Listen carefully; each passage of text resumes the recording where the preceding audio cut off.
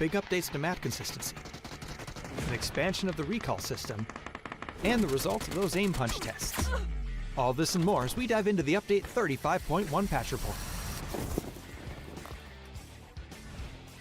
First up, as we talked about in the 2025 roadmap, we're starting our big moves towards standardizing key gameplay elements of the Battlegrounds experience. This will be a phased approach over the next several updates and will begin with items.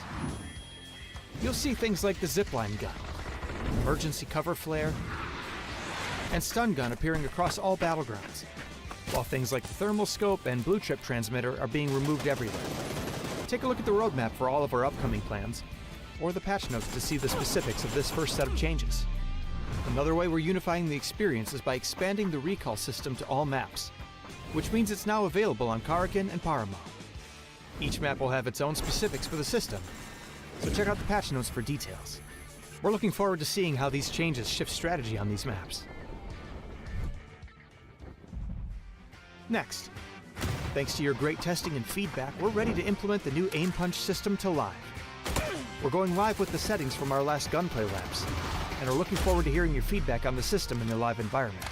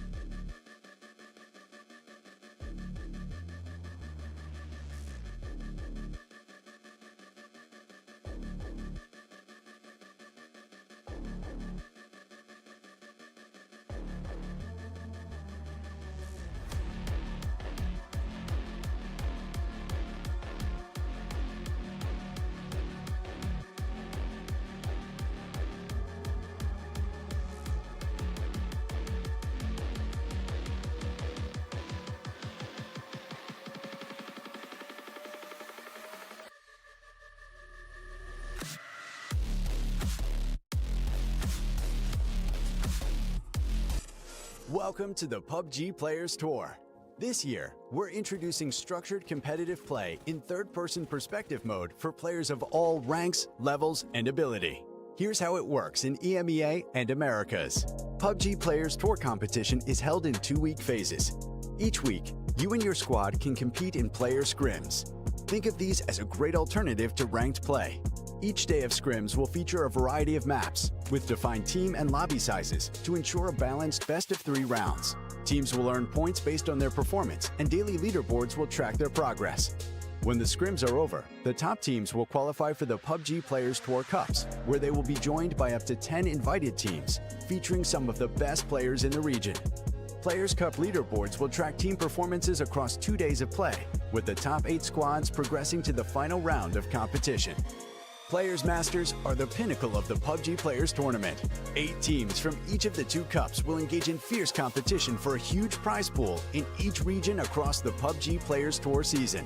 And for times when a Players Masters isn't scheduled, you can still get your PUBG Players Tour fix with Super Cups. These work just like Masters events, where again, 16 teams, 8 from each of the 2 previous Players Cups, compete for a share of the total cash prize pool. Welcome to the PUBG Players Tour. You know the game. Be a player.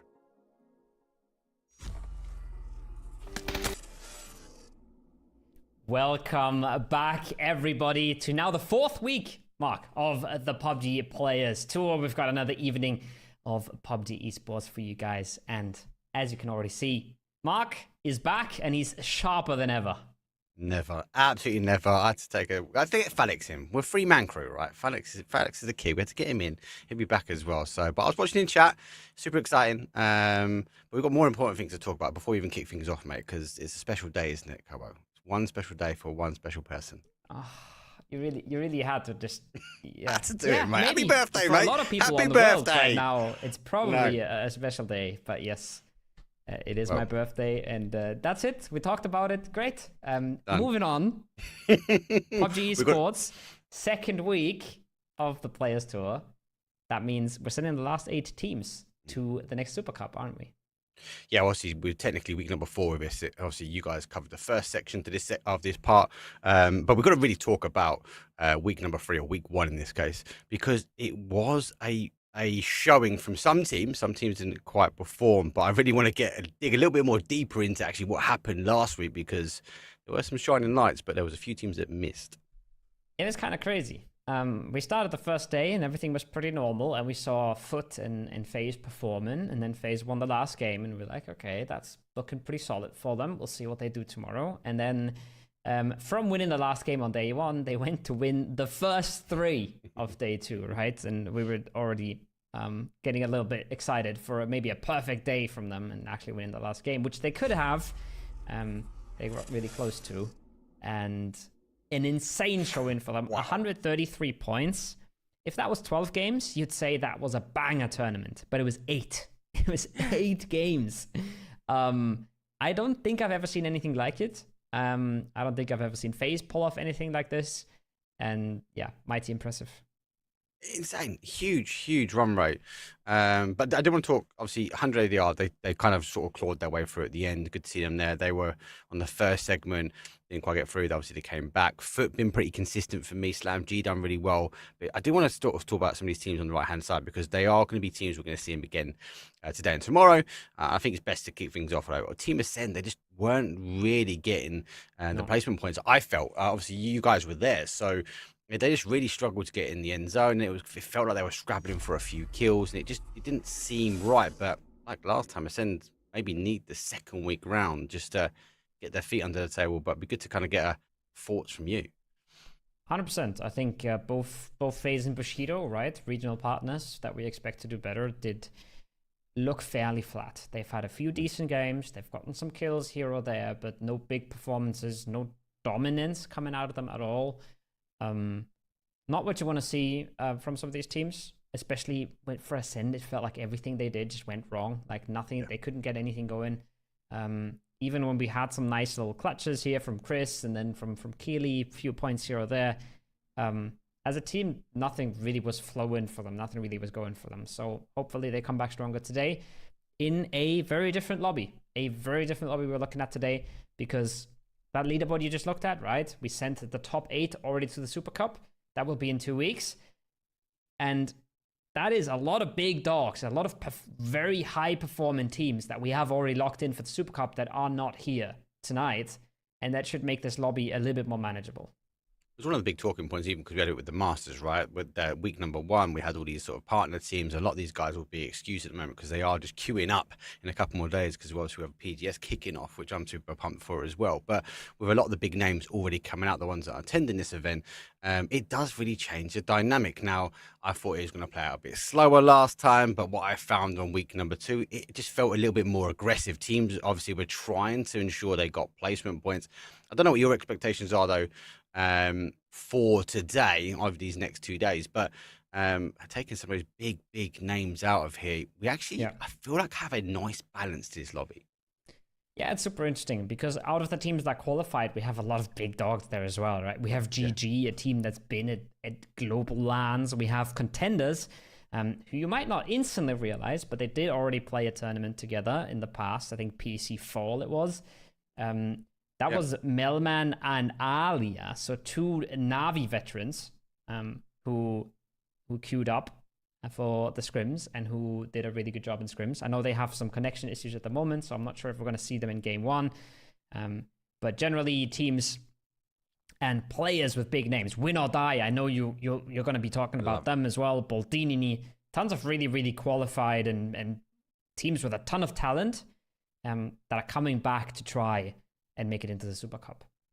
Big one for me, and following to one of your statements before, mate, is actually Bushido, a team that I'm expecting that should have been doing well, and yet they just, if they don't get going, I know we spoke about this a lot about VP, if they don't get a good start to an event, if they don't get a good game 1, game 2, they just don't perform. Well, hopefully they can come back this week, obviously, and get the start they want, because it's a name that I'd expect to be up there. They've got the firepower, they understand the rotation, understand where they want to go. We've had a couple of runs at this TPP, right? So we can't even go, hey, this is new, we're still trying to learn. I think there is still a lot of learning to be done as these teams will kind of adapt to the play style it has. But they're a team that should arguably be up there and getting qualified from week number 1, not in a week 2 situation. Yeah, it's super interesting as well because I looked at the scrim leaderboard and some of the teams that are playing tonight, they didn't even make it into last week, right? Even some of the big dogs that I think have massive chances, and I would be really surprised if they don't make top 8 this weekend.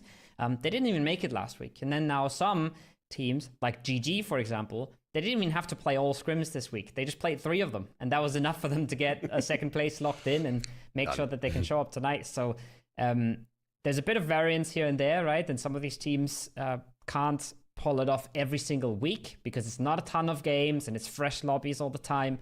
But they did this week, and they did it in great fashion. And again, if you're looking at 8 games and you're looking at a top 8, all that variance kind of goes out the window because you're not, if you're saying you have to win the tournament, sometimes 8 games just PUBG doesn't give you a chance. But to get top 8, you have every chance in the world, and every team can prove that tonight and tomorrow. Yeah, and obviously we've only got 1 of each map, right? We're going to be kicking things off with the old Miramar today, but you can't miss a map. I think this is the biggest thing. When we've got a best of 4 each day, best of 8 over the 2 days, every point is going to matter. And I think that when we see these teams going through, it comes down to consistency. The ones that can get themselves in that top 8 position majority of the time, there's generally enough points to give them a good foundation. They just need to be able to put the kills on the board. Anyway, I think there's enough of us really talking, because obviously with game number 1 underway, we are going to go best of 8, be best of 4 today, but we do need to get over to the sandy dunes of Miramar because it is a week numeral 2, day number 1. Obviously, this is kicking things off flight path day from the south going up towards that north. First game on one of the maps that these guys what was the one thing I was saying? No, like their pocket? No, I said something completely different. Oh, I don't know what it was. That was strange. It was a crazy butcher. Hand in the pocket or something. They know their pocket like their hand. Some things it just sound better in your head than before they come out. But yeah, this is one of the maps that these teams are very seasoned on, and they have a very good idea of where they want to be dropping. I say that I already see a Bushido going for a spot where I really wouldn't expect them. They're usually known to loot northwest of San Martin. They even called that the Stardust split back there when they were Stardust. And now it's looking like they want to suddenly hot drop Minas versus Baldini. Pajig Picado, also a point of contention for today, but it's looking like Go Next has already realized, okay, maybe there's a team here with Dippin. That Minas thing, though, that's going to get hot.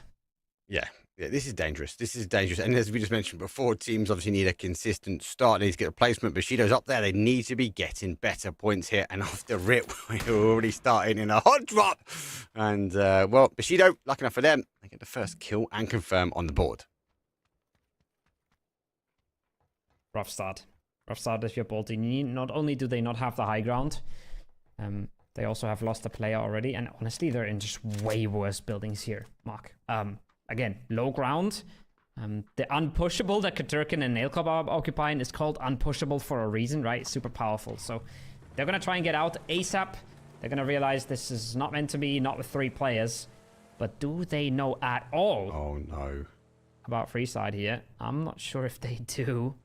But their pathing here is going to take them to a bit of safety, at least for now. I'm not sure if they're going to go down to the graveyards, church area. Not the worst spot to be ending up in. That's got to be the play, right? Especially with a circle is pretty good for it. So just breaching it, playing it as a 3-man, super solid for them here, actually. That's going to be the play. Laos doesn't quite get there before them, so they're going to hear the car. He's going to be running. Again, no helmet for him. I think he's just seen the players, and he's going to do a 180, go back the way he came. But a nice early rotation. Yes, Baldini did lose one, but it was right play. Zone obviously centered up. They've lost one. They all got in the car. They waited before they kicked it off, go over the ridge. And lucky enough, Laos wasn't there to greet them with a presence. So not a bad take. Yes, they've lost a player, but for now, yeah, I'd take it.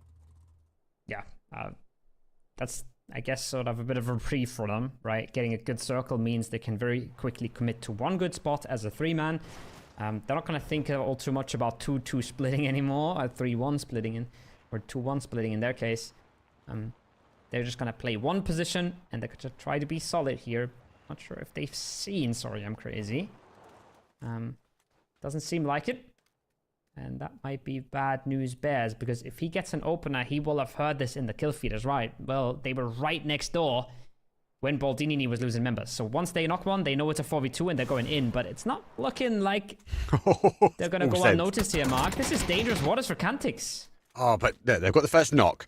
Now, Cantix does go down, but the information has been gained. Quick kill confirmed, so it's a 3 versus 3 fight. If they still want to take it, but they have the options to back away. Sharon Crazy's got the higher ground, he's got the elevation to a degree, but at the moment he sort of peeks over, he's going to get caught. And it looks like they might be disengaging as well. So, missed opportunity, but lucky enough for Baldini, able to try and hunker down. Third party central. This is what I feel. TPP feels more aggressive a little bit. I know I shouldn't be saying that, but I think these players are getting into a little swing of things at the moment. And obviously with a few connection issues to start things off, people think they might have a little bit more space to flex out. I think you're 100% right. I think in the late game, it's a little bit more defensive, or in the mid game even. But in the early game, it is more aggressive, because teams care more about these early positions. Teams care more about these central positions. We see that in great effect at the moment already. So they're getting a bit more into things. They're risking a bit more to try and get themselves the spots that will be easier to defend later on. So it is definitely more aggressive in the early game, and very impressive and aggressive from Freeside here, that they are pulling up on this, right? They're seeing this solo, they're instantly building angles, they're getting aggressive, they're pushing. They're not waiting around at all, not letting things come to them. They're just trying to take matters into their own hands right off the bat. That's what it's about. That is what it's about. I think it all comes down to position. Let's see, obviously, some more teams take some location as they sort of reach their way over. You'll be able to try and hold M4 ready in hand. The buggy is not going to be the best vehicle when it comes to avoiding some of those M4 shots. And another player will now fall. A few more teams going down to sort of 3. 14 teams are up, 52 alive. Just been blessed to have a bit of a buggy, so I'm going to put that to safety, ready if they need to get moving as well. So not as widely spread as I thought. A lot more teams going, as you say, that kind of prio position. It's a bit rough, actually, for Go Next here. They've already gotten those 2. I think Paidaros is one that had a frag on the board already as well, but Dante right above them. They're in a tricky position here, Mark. Third person from the top of hill is amazing. And if he gets to catch a glimpse, he gets to catch them in a bit of a transition, then they would very, very quickly lose one and maybe even the second, because Win or Die will have very good information on this, but might take a while here, and I don't envy the observers on this one, because the second the observer goes away, Dante's just going to take a few steps and get that kill, so he knows, that fate is already sealed, and it's going to be a bit of a bait for our beautiful observer here tonight to just stick around forever, but you can't win them all. No, you can't win them all. And you know, you're 100% right. You know he's going to hit. Seen the player a bit further off. I think he's just trying to gain some more. He's 3 steps away from a kill, but he just doesn't know that. I think he's waiting for a shot. Does he? We must know he's there. He had the rotation in. He's just not taking the prime opportunity that we're blessed to see. He's definitely going to hear those footsteps, though, because they're coming his way. He's also... I think he's more worried about getting seen from a distance, right? It's more important that he stays unnoticed here, and it's more important that he doesn't expose himself. Now he took a quick look, maybe because of the steps of Paidaros. He also has rocks in the distance that gives him a pretty good idea of what's going on, but yeah, this is what he's worried about. He doesn't want Max to see him, right? That's the main thing. Dante does not want Max to spot this at all. Oh, he's been forced to move, though. Yeah, and that's why he's playing it so slow. Go next. Really playing with fire here, Mark. They're so split apart, and they don't really have that much control over the areas that they're playing. I think he knows where Max is, and I think that's part and parcel, as you say. That's why he's not peeking. He doesn't want to give away that information. Now, with, obviously, Wild moving into that position, into that bowl, that's forced Go next to consolidate up. So they're on a big split, but for Dante, he's had the car move in. So now he knows there's another body, or at least in his mind, there is a body below him now. So to wait and see. High ground is going to be key. He's going to be able to use that kind of third-person angle to look over the rocks and not too far away. He'd be gaining a lot of information. And as we saw before from the map bit, Win or Die have a huge, huge split. So they're able to kind of look around, consolidate, gather as much information as they can now from this kind of west side of the map. I think they'll be just sort of praying for a zone shift back their way. Yeah, this is bit of a calm before the storm now. It's quite interesting if we do end up having a look at the map. It's actually quite interesting how teams are setting up for this one. There's multiple approaches to it, right? It's getting yourself a center position or getting yourself a position with information. We can see some very split approaches. I love the observers go, I want to go to the map. I want to go to the map, but we've got people pushing at the moment. Hold it on. But it looks like they're going to turn away. They're going to use the sandstorm to their effects. And again, we see high elevation being a key advantage, able to kind of look over and watch these teams will get a little bit of a blessing as the sandstorm does sweep on past. Sandstorm's going to slow that right back down, right? That was looking like a bit of a pressure situation boiling up. The sandstorm is not going to let that happen, at least for the next 20 seconds, which might make a big difference here.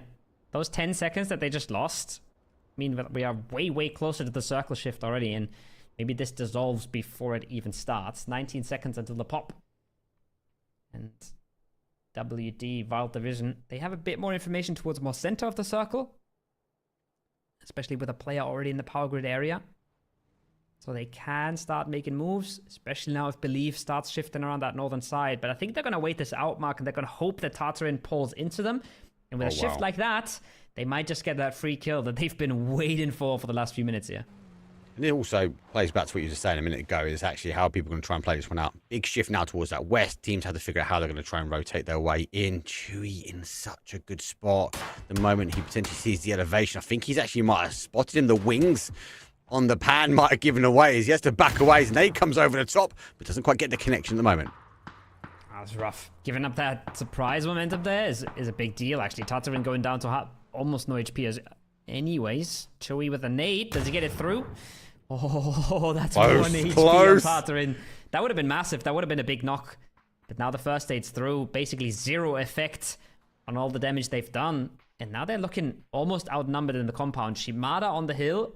He's going to have a bit of information, but his angle is not going to be huge as soon as Belief is in the compound. So this can get messy, and this can get very fast. and a little bit faster than maybe Wild Division would want this to go. This is the thing. If they stay on the north side, his gunshots, yes, he's got the elevation. Yes, he's further back. Yes, he's holding an anchor. Becomes irrelevant, though. He's unable to see the guys that will storm their way through. It's the angle he's got. Literally, he can see the outside, and they know he's here. So the expectations are, hold on, that player's not shooting these guys in the back, so must be part of the team. Expectations are maybe got free. Just sees the player peek on the other side. They get back in the cars and actually give up the compound now, despite having the man advantage. They opt to play a little bit later, better position as they will send their way towards Power Grid now. They're sending their way towards Power Grid, which they think to be free, but little do they know, Ascend has just pulled up just a few seconds ago, and they are ready to unleash those sprays. Brex, the first one, lots of damage done, instant knock on the first. Realizes there's a second though, so he takes a bit of cover. They have to slow down a little bit. Numbers advantage, positional disadvantage, I would say though.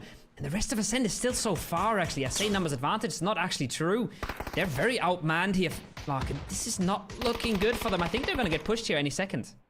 Yeah, they need a good nade. Nade comes over the top from Power Grid, but too far. Actually swings back the other day, and Kiliakai, big. That's an important knockdown from the guys.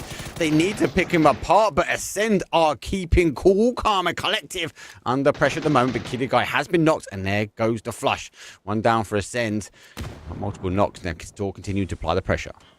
Kane's putting in shots from afar, though. He does a lot of work. He puts him down low, but it's not enough. Brex just out-dueled on the close range. Doesn't matter how much damage Paints is doing. Chris pulls up. And it's gotten so messy. They've already lost 2. I don't think they've got enough. Oh my god. The nade's beautiful. Surely that's the knock. Yes, Chris versus one more. He had to do it all, but Paints is already on the car, already supporting. And Ascend are going to be the somewhat winner of this fight, but I'd say both teams are losers. Yeah, can you say that? Look, the backfield now from Wild Division. They've chased down their troublesome neighbor who left them short.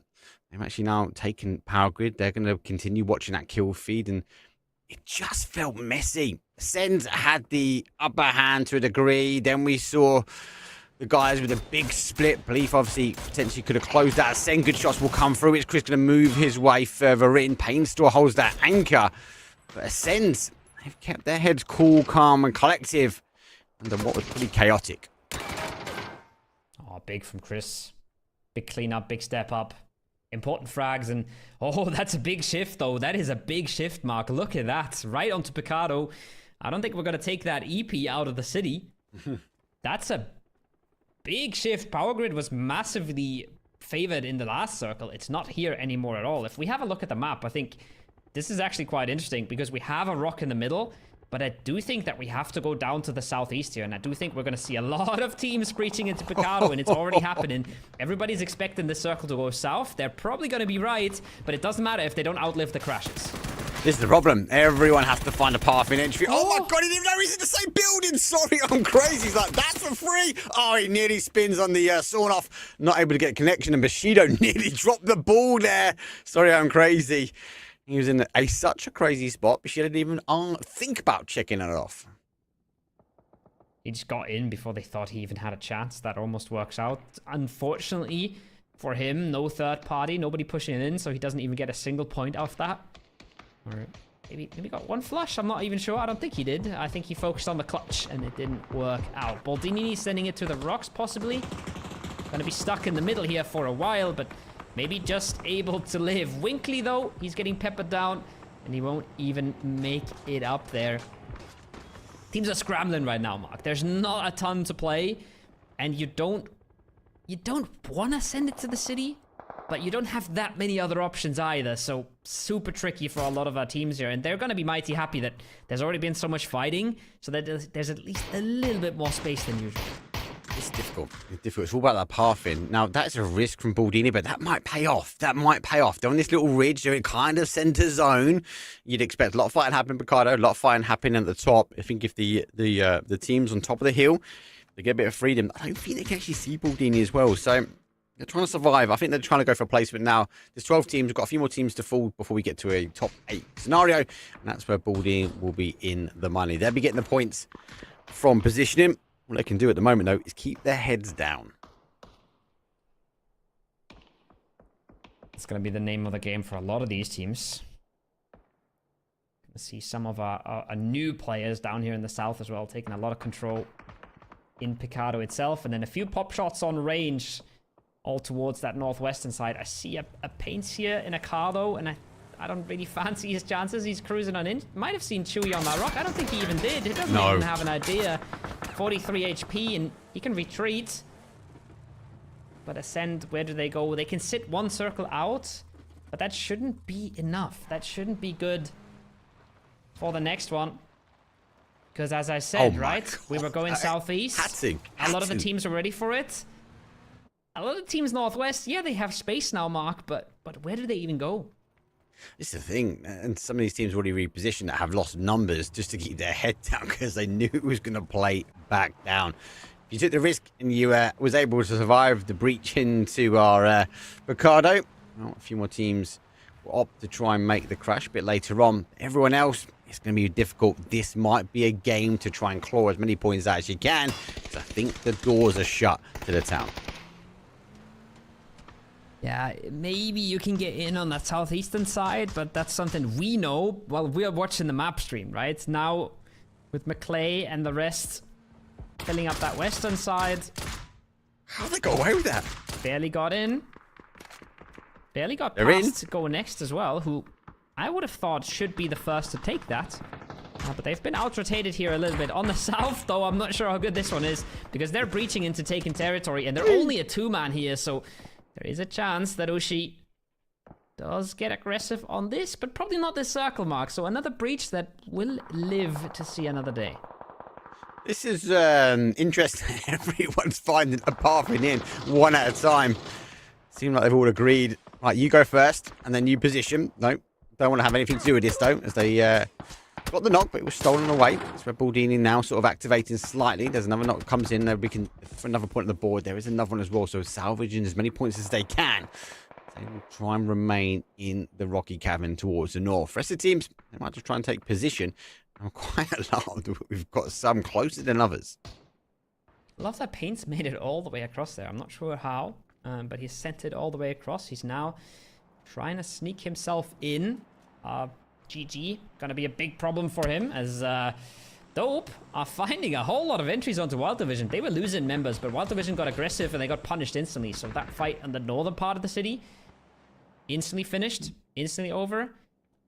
Paints on the northeast here. I'm not sure if he's unknown. He can easily find openings here. He finds the first, but oh, there's X-Tense from the back just in time. Just barely turns around, saves his team from losing members here, losing numbers. He's far as well. Look up there. You can see him in the bowl there on the left-hand side. That's a really good time. He must have turned around and go, hold on, that's not one of our players. Means unlucky. You'd have expected him to get that kill and flush due to his position. Shido has a knock, but actually kill stolen away. So when he'll die, extends knowing that these cars coming his way were looking to try and take his bowl. And here opts to move back, just tighten up with his team. We rethink about the approach in towards this late game, but this is going to be chaotic. 12 teams, game number 1 here. We're going to go see. Yeah. It's even cutting out Baldini. It's even cutting out GG. So it's going to be another brutal shift. And this is the only good thing about Go Next not sending into the city early. They can now reconsider and see, well, maybe we shift south around here. Maybe we don't concentrate on the north part of the city, because we can just outmaneuver almost the entire lobby by swinging south. And they have the time to figure that out now. The rotation's not going to be super easy because this is still Miramar, right? You're still driving across very bumpy ridges, but it is quite possible. A few smokes to start making the exit from the compound, and then the rotation should be doable. Win or die. Last reposition for them this game. Trying to get into that gas station, but oh man, they're under a lot of fire. If one of these Dragunov headshots land, it could be disaster. But it's looking like they made it in. And they made it in with enough numbers to be a big problem now here actually for Ushi. This is a huge issue. I'm surprised they got away with it. They gave out that position. You can see from that map though, we are getting Game of Gladiators to backfill and take that position back away from them. But that's a huge take from them. They're able to get across there. Bushido, they're on the defense. Baldini, well, goes for a full send in. Sees a neighbor. There's one, there's two. The P90, well, that packs a big punch. P90 in third person is disgusting, Mark. That hip fire swing around the corner just completely demolishes him. 3 gear to boot. Beautiful stuff. Go next. They're not going around. They're not out-rotating anyone. They're breaching straight on in. They want a piece of the pie, and so far, it's more like pie in the face for them. That's a beautiful nade as well. The second one, tiny bit far, but even with that, the molly is perfect. Beautiful. Ushibu, that is clean. And the thing is, I don't know. Go next are right in the middle of a 2-2 split as well. That they can't collapse. They've got to hold it. It's information gain, but great initial knock, huge nade, and great placement on the molly. 3 times a charm. It's Chris. Well, he's got more than 3 meds as he will work his way out the blue. But now he has to take this slowly approach into this northwest corner. And the fact that he might make it into placements here is already quite crazy, right? There's a solid chance. His main problem is the fact that Wild Division is a solo, so they're not actually putting up a fight versus Dope here. That's Chris's main problem. That might make it really hard, but he got really close. Getting into placements here would be insane. Maybe if he gets another flush, that's already a big win for Ascend. But yeah, it's a little bit much to ask at the moment. He's going to blue heal for a bit. I didn't quite catch how many first aids he did have. Like 11 last time, but obviously he would have spent through. That's a solid amount of time, and with that fight now kicking off, that's the main player that would have killed him. Very, very busy right now. So good chance for Chris. There's the clear. Wild Division out. 1 more placement together for Chris, and 7 more first aids to do it. Got to be very reasonable now, actually. Yeah, he just needs to keep his head down. The fight's already kicking off on the other side. Without Dope, and get another kill confirmed as P-Player will get confirmed as he tried to push up onto that ridge. It's just needs to be cautious, but without Dope, yeah, look back this way, but nope, Miramar do. There's a cinematic ending. There's a send fall just short of the placement points. It's unfortunate for them on game number 1. Unfortunate game for them, really. They had a lot of control on that northern side, then they get full breached by a team that they weren't quite ready for. If they keep 3 up, then they can maybe play the game. If they keep 4 up there, then they can probably play quite a good game. But rough stuff for them at the moment. Cinema gonna be regretting losing that member, but Nail Cop in... He must have hit the building. What? He's trying to shoot from inside casino. The roof? What a high IQ play. Did it work out this time? And you're punished for it. That would have been huge, though. If you could mortar fire from inside casino and cause damage. Obviously, arguably, a lot of the teams are pretty too close. We'd have to go for someone paying attention on the south side. But fair play for trying. Fair play for trying. Definitely was trying to shoot GG there, right? That's the one team you want to mortar in the dip. But, I mean, I respect it, but... It feels like that should work, but I guess you really have to be quite careful. That is not looking good. That is looking straight at the ceiling.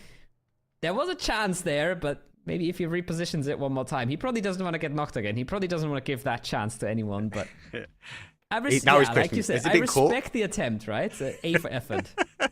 He's like, has that been caught on production? I'm not sure, but I'm not going to try it again because I know now they'll definitely be watching me.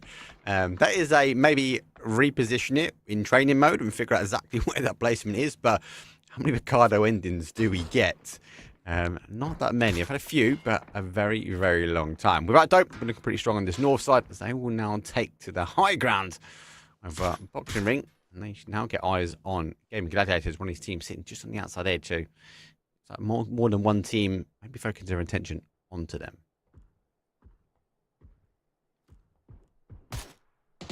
Another zone gonna come in. 37 seconds. Not a whole lot of moves gonna come out. You gotta respect Bushido having a ton of control here. Control is the wrong word, actually. Having a ton of space. If you just look at the minimap, right? They're controlling 2 of the most central locations. So late on in the game. With 4 man alive. Super solid position for them to close out this game. Similar things here a little bit for Ushibu. Where they have a 2-2 split, but they have a 2-man in between them. So if they start getting aggressive, if they start clearing, they could crunch on that at some point. Get themselves another 2 kill points. Get themselves into an amazing spot for this late game. So chances for a big one here. And that's a shift and half, Mark. That's going to throw a lot of these plans straight out the window. I was going to say, I actually really like Ushi's position. I like the 2-2 because you're right, they could collapse in the middle and obviously clear out. Obviously, at the 5 stack, they've got some elevation, but Zone says no more. We're going to shift across towards that east. We're going to lose a lot of the town. We're going to force everyone to start fighting. But with 27 players left in arguably what's half of the city, and this sort of east side of the city has a lot of open space. There's going to be a huge explosive action, should we say. But it all comes back to Gaming Gladiator kept cool. They're still on the outside, and Win or Die took the petrol garage. They've now got to fend off most of these teams that are going to be looking to come their way. I'm super interested to see what's going to happen with Bushido. Because they're only 2-man versus what feels like 20 players pushing out of Picado into their arms. But there's a really good chance that all of these teams stay busy with each other. We see it on the south side already. We see Ushibu starting to make the play. And then we see big standoffs on the north as well. So everybody's going to really be tearing each other to pieces on different sides of the city. No. And Bushido might be able to just hang out and get themselves the last few frags, the last few stragglers. Because things like this will take some time. And things like this will weaken all of these teams coming on in. So they're looking feisty in this. Dropping all the util, trying to pass it to a friend. Here comes the teams further out. Right, Dope was get eliminated. Cinema has to take a more of an action movie approach to this one as they go full explosive charge forward. He doesn't get the connection he wants, but does give the opportunity now. They can take a bit of hard cover. They will sweep through the flats. Bushido, good spot. They're going to focus back on the other side. Shibushi, knowing they've got neighbours, they've also gone pretty aggressive here on Petrol Garage. They've gone pretty aggressive, but they only have half of the numbers here, right? They only have half of their members here, and the setup is already in place for Win or Die. Panzerfaust and Gascan to slow them down as much as they can, to make them draw as many third-party shots as you potentially can. And again, not going to be easy for any of the teams trying to make pushes here. I wouldn't be surprised if they just stay outside and try to survive for a little bit. Don't do anything all too crazy. If they figure out a way on that roof, that would be amazing. But I think they'll have to put a car close. But that's fights on the other side. Chappie walks in, takes one down. And that's a big scalp to take because that was a 4-man team just a few seconds ago. Obviously, we took some initial shots. So definitely know he's there. I've got to stack up. Here comes the breach though. Free goes for the flash. Looking for the run through. They've swapped 2 FPP. They're stuck. Try and breach this room, but they are stuck. They've caught one. They've gone for the drop shot. He gets one. He bags 2. That's a huge drop shot, though. The guys had no idea what was coming for them, but they haven't got a lot of time. The blue zone is going to keep pushing, and the action will keep unfolding. Same fights on the southern side. The rest of Bushido here, 2-man, trying to get aggressive. Nades are getting cooked, but they're overly aggressive and punishing the util just like that. Sometimes you just got to run him down, and they do that beautifully. 2v1 now. Got to be careful about that molly coming over. It's looking good as well. The damage is being exchanged here, but a double nade coming over the top mark. Surely that's the deal sealed, and yes, it is. Nice from Bushido. They're getting aggressive at the right time, and so far, none of their aggressions have failed. No, they're keeping really tight. That duo is insane. They're just picking off one at a time. The others are going to hunker down. It looks like our Gaming Gladiators, though, despite being able to sit on the outside, they've gone full crashing, but they did knock one of their own players, though. They're going to obviously continue working their way in. A little bit of high ground, and we are seeing the Doritos, the deployable cover, to exchange hands with the P90. It's going to be a factor, I feel, going to this late game. Gonna be a factor, especially when we get into all of this open ground. Panzerfaust, usually a factor, almost never a non-factor. Still, it's the same 3-man, still holding out in what do you call the petrol station, the petty. But there is a big task ahead of them. Not only do they have to clear, especially if they want to start moving on out, they still have a ton of open ground to cover once they do move out. So it's not going to be easy for Win or Die to maximize their points here.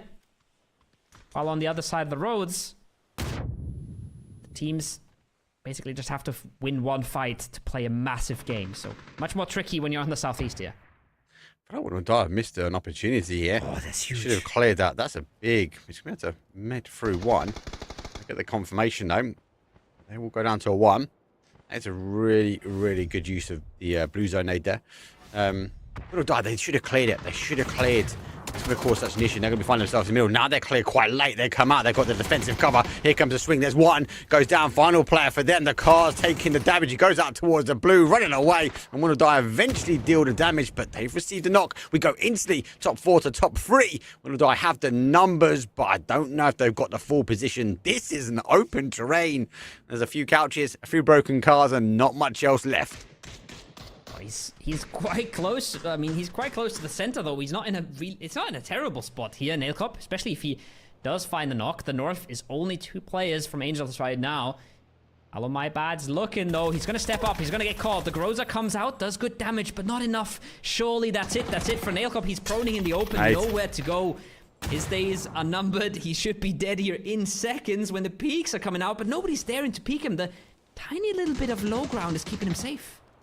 And he's got the information. He can see where they've gone. He's seen the move where they've gone round towards the other side. Now taking the fight, as Wanadai will use the Doritos, the only cover that they've got remaining on this east side of zone. There goes the flashes. They spent quite a bit of U2 in the smoke, though. In that northwest corner is going to keep him alive for just a little bit longer. Bushido well going to fall in 3rd place. 3 up versus a 3 from Win or Die. But look at the smokes. It's not looking good for the Angels. They got to cook something up, and they got to do it fast. They have no control over any of this area. They don't have a ton of vision either. And the foldable cover is already in place for Win or Die. Now the gas can comes out. Fire! That's going to take even more space away once these smokes are set ablaze. And you can see they have no space left. Oh! Angels surely getting caught here. The P90 tries to do the trick, but that's a 2v2. That's still winnable, Mark. Yeah, it's 1 for 1. The deployable shields being key. Oh, he gets a swing onto 1. Down to 1 more player, though. As Wanadai will try and hold up. Hello, my friend. It will hold on for a little bit longer. 1 versus 1, Koo. 1 versus 1. The flash has come out. He's That's got a him. double flash. He's blind forever, Easy. but once he isn't, he steps back up. Win or Die barely clutched that one out. 7 frags. 13 for the Angels, though, Mark. That's massive Insane. for game 1. Well, they had so much control, though, in Picado for a large amount of the time. Obviously, as more teams sort of sent their way in, they was able to sort of pick out and pick apart for some of the teams that were unable to breach in. I don't think a lot of teams expected such an explosive start with a half a city ending at the end. I do think there was some minor mistakes, and where like we look at teams like Win or Die, yes, they got the win at the end, but they could have cleared out more kills if they spread out a little bit from that petrol garage. But game number 1. We've got to get that dust off, though, as Miramar is done and dusted. For sure. Gotta get the dust off, gotta figure things out still. That's something that was a big theme last week, and it will continue to be a theme as we switch through our teams, our lobbies, bringing in new players, new chances. Everybody's still sort of smelling out the meta, right? Everybody's still sort of figuring this out. We have a lot of aggression in the early game. We have some issues in the late game sometimes about when to start getting aggressive. But that's very natural. All of these players still figuring out. They've learned that it's easy to get some free kills every now and then by being defensive. So then figuring out, but when does it make sense to actually get aggressive? That's not all that easy. And they're still in the process of doing that. In the end, it's enough. But shout out to the Angels. Shout out to I Want to Die. Not the best name, honestly. Gotta step up the naming game, but got some nice drop shots, got some nice frags. Huge first game for them to start the day, start the week. It goes such a long way. We talk about how every map matters. Getting a 20-point game, which they basically have just done, is a huge step towards qualification. Yeah, this is a good foundation to kind of build off the best of 8. Not much any foundations there at the end. That's a really good clips, though. I mean, it really highlights some of those individual players outshining others when it comes down to the minor sections of the game. But yeah, you're right. There is a good foundation. That's a good number of points for them. Yes, they might not have got the win. They got 2nd place, but with 13 kills, that is a good start here. Just to remind you guys, last week it was enough to have 32 points to qualify after 8 games. And they have 19 right now. So that's way over half. I think they're a little bit below the halfway point. We're probably going to need more points this week because we have no FaZe Clan here getting 6 wins in 8 games. But generally, they've done a massive step, and so has Win or Die. So 2 big winners in this game. We're going to send you guys to a short break, and then we'll come back and talk about the leaderboard and get into map 2 in just a few minutes. Big updates to map consistency, an expansion of the recall system, and the results of those aim punch tests. All this and more as we dive into the update 35.1 patch report. First up, as we talked about in the 2025 roadmap, we're starting our big moves towards standardizing key gameplay elements of the Battlegrounds experience. This will be a phased approach over the next several updates, and we'll begin with items. You'll see things like the zipline gun, emergency cover flare, and stun gun appearing across all Battlegrounds, while things like the thermal scope and blue chip transmitter are being removed everywhere. Take a look at the roadmap for all of our upcoming plans, or the patch notes to see the specifics of this first set of changes. Another way we're unifying the experience is by expanding the recall system to all maps, which means it's now available on Karakin and Paramount. Each map will have its own specifics for the system, so check out the patch notes for details. We're looking forward to seeing how these changes shift strategy on these maps. Next, thanks to your great testing and feedback, we're ready to implement the new aim punch system to live. We're going live with the settings from our last gunplay labs, and are looking forward to hearing your feedback on the system in the live environment. Last but not least, we're making audio adjustments based on your feedback, such as your shooting, driving, and the mortar explosions. Let us know how it sounds. There's also a new contender system in the workshop, a new survivor pass, more improvements to custom match, a new rank season, and more. So check out the patch notes for full details. Update 35.1 is here, so hit up a blue chip tower, call in some friends, and give your enemies a personalized lesson on how aim punch works. We'll see you on the Battlegrounds.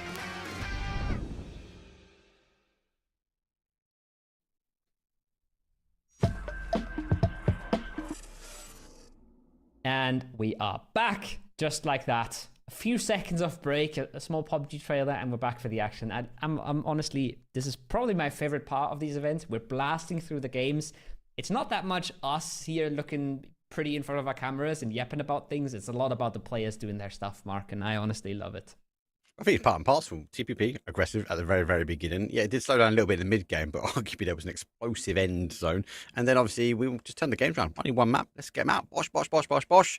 We need to get to our best of 8, though, because we have to pick another top 8 teams that'll be going through towards the Super Cup, though. That's where the money is going to be highlighted a little bit more. But there has some money on the line, though, for some of these teams that are playing this week.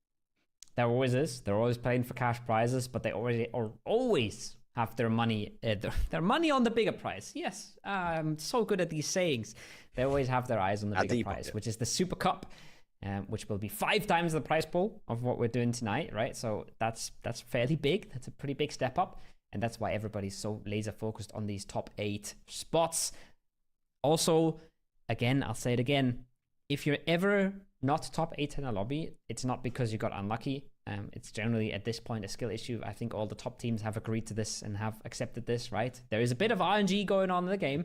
In this game, if you were in Picado early, that was a really good outcome for you. There was a lot of chances to play a really good game from there. If you committed to the power grid shift and you didn't get it, that was pretty rough. And we saw a lot of teams really struggling with that. But that's one game. When you're playing 8 games and you have to get top 8, it really comes down to how you handle these 8 games. And there's not a lot of excuses anymore. I got to give credit, though. How the hell did so many teams get into Picardo? I generally thought there would have been a closed door, teams with denied entry point. We even saw teams like Go Next go, hey, you guys go fast, just pass on by, and you feel and see if we're going to get shot at. And then if you get in, we're going to send it in as well. So, yeah, good shout. Some of the teams got sent in. But you're right, back to your point, a lot of teams did go in towards that sort of north. We saw Ascend being one of those teams going towards that power grid. Obviously, it didn't go that way. We did pull back towards that southeast corner because we had to get rid of that unplayable terrain. Big shout, it's Chris made it in. He had like 17 meds. It went down to 11. He was just shy of the placement points, but they got a couple of kills out there. They just got separated during the process. Yeah, if they stay a little cleaner there, then they have a chance to play a game. But to be honest, it was already super rough, even as a 4-man coming in from the north there, especially with teams ahead of you, like a Win or Die, that has Dante on that mountain, which means they have all the information they could ever want across the whole server, the whole circle, and they have 3 more members to try and hold you out. Even if you're a 4-man, that's a rough proposition. That's a rough position to work your way on through. So they didn't even lose out on that many points by losing members in that fight. If the circle would have gone power grid and they would have played the game as a 2-man, they would have been very annoyed about that, because that could have been a huge game as a 4-man. But the way it went, they're not going to be super upset, I think, about how this went. They're not going to be super upset because they know they didn't lose a ton of points here. But yeah, on the other hand, the other team we talked about, regional partner Bushido, they were looking on fire in Picago for a very long time there. Even before that, remember, they were hot dropped. They got the initial kill right. Baldini had to back away. Then obviously worked their way through. They had that send in there. Yes, they did shoot a mortar inside casino and hit the roof, right? We're past with that. We can unpack that a little bit later. But the ability to be able to hold the 2-2 split really, really well. Comms would have been hectic because both of those sides, both of those parties were fighting multiple teams, especially coming to that late game. So for them just to claw out as many points as they did and even get themselves into a top finish position, even as a solo, big kudos where it's due. They were able to kind of deal with a lot of the chaos that was unfolding around them. Yeah. And I'm a little surprised that they were able to hold on so well for so long because they were 2-2 split all the time, right? They had really close range fights all the time and they were able to hold on just barely, but the split paid off. It's a big risk, as if you lose half of your split, suddenly half of your team is gone, half of the space is gone, and other teams around you will suddenly know, oh, this is a duel. This is actually an easy fight, so we can push that casino now. But they hold on for a long time and they get themselves a ton of the frags on the south and on the north side. We saw, I think it was Dope moving out of the arena, instantly blasted. We saw teams trying to come out of the southern side. Ushibu, yeah. Ushibu. They played well, though. That 2-2 split also was really, really strong. That also worked until they hit Bushido, right? And then suddenly their game was over. So a lot of really good work done from Nailcop there with the Groza, and then the rest of Bushido on both sides looking super solid. I want to talk about that north side, though, because obviously without Dope, they had such a strong position for some time. They were dealing with the teams that crashed in. We saw Wild come in. They were dealing with Cinemas. They were trying to play across towards them. They obviously had to send nearly knocking on their door. But it was at the point that they was maybe overconfident, I felt. They got on top of our box ring. They were looking over the top, trying to bully our gaming gladiators a little bit further afield. And maybe that overconfidence forced them to extend a little bit too much in. For me, I would have liked them to stay disciplined. Yes, they were playing aggressive, but I think that team had a lot more to take from this game, despite the zone shifting a little bit away from them. They just need to keep cool, calm, and not just maybe overextend. Play maybe not as much ranked style, shall I say. And they have to remind themselves that this is an event and there is money on the line. Yes, it is TPP, but they just need to maybe halt the brakes a little bit more. Maybe that's the thing. Yeah, it's always hard to say, right? And it's always hard to get into the groove of things. And when you're playing just a few games a day, I think you have to start it off already with that right mix of aggression and the defensive plays. And I want to point out one more thing that I thought was quite impressive, which was win or die, because we said the power grid teams, they had a rough time getting down from these mountains. Win or die was the power grid team. They were the team up in the northwest. They got hard shifted against. They had to move their way on down. And there was a lot of chances for them to go out and die, and there was a lot of chances for them to maybe breach the dip that GG was playing in and get demolished. But they figured their way on through, and they figured their way into that gas station and played a massive game out from there, right? So it goes to show that circles do matter, but you can outplay a lot of circles if you play your cards right, and if you figure out the right way to get all that information and then use it to its full extent. It was down to those decision makings, and we saw from win or die the decision making. Yes, they had the hard shift away. They took away that bow away from Game Gladiators. They forced the player back, and it wasn't a case of like normally you see teams sort of sit there, right? They would sit there and go, "We've now taken this position. We're trying to hold. We're on the outside edge of the zone. We've still got the zone." But they looked forward. They knew they had Gaming Gladiators behind them. They knew if they were trying to survive there, they most probably lost their cars. They might have lost the zone. They scouted towards that petrol garage, and actually for them to take that quick decision making, because they weren't in that position for long, really worked out for them. The only thing I'd say for them, I would have liked to see them maybe spread out, maybe deal with the threat that was coming in from Motel a little bit sooner. But in all, they got themselves a win. They did deal with it in time. I just felt like Dante wanted someone to come through and he could deal damage with that Panzer. He was just kind of keeping an eye on both doors for, I felt, a little bit too long.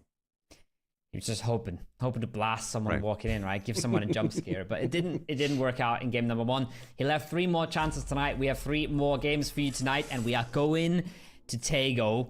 We are going into another map. The players are in. The plane's in the air. Observer has to figure out that the plane's above him, and then we'll be absolutely fine. I happen to be all the time. If we are on track, as we are, players already jumping on out. And we're going to have 3 more chances tonight. And it's going to be interesting to see what teams can keep up the momentum and what teams might start struggling here a little bit. Lots of good approaches, lots of good aggression in that early game as well. I love to see that, because that means teams have come to play and they're not scared of taking the right risks. They want the money. They want the money. Just good flight path, though, for match number 2 with a northwest down towards the southeast. Goes right through the heart of the soul. That is Taego. I do like this map. I do feel like in TPP it does play a lot more aggressive. I do worry if we do go towards that island in that north west side, or Godok even worse. I see a few teams maybe just fight to get a few cars. Did like game number 1, Miramar. Sometimes you worry is a little bit of a slower burn, especially for game number 1 of an event, because teams try to figure out what the pacing is, the flow of the event is. But if the flow continues to best of 8, it's going to be explosive if we continue on the trajectory that we've already set out.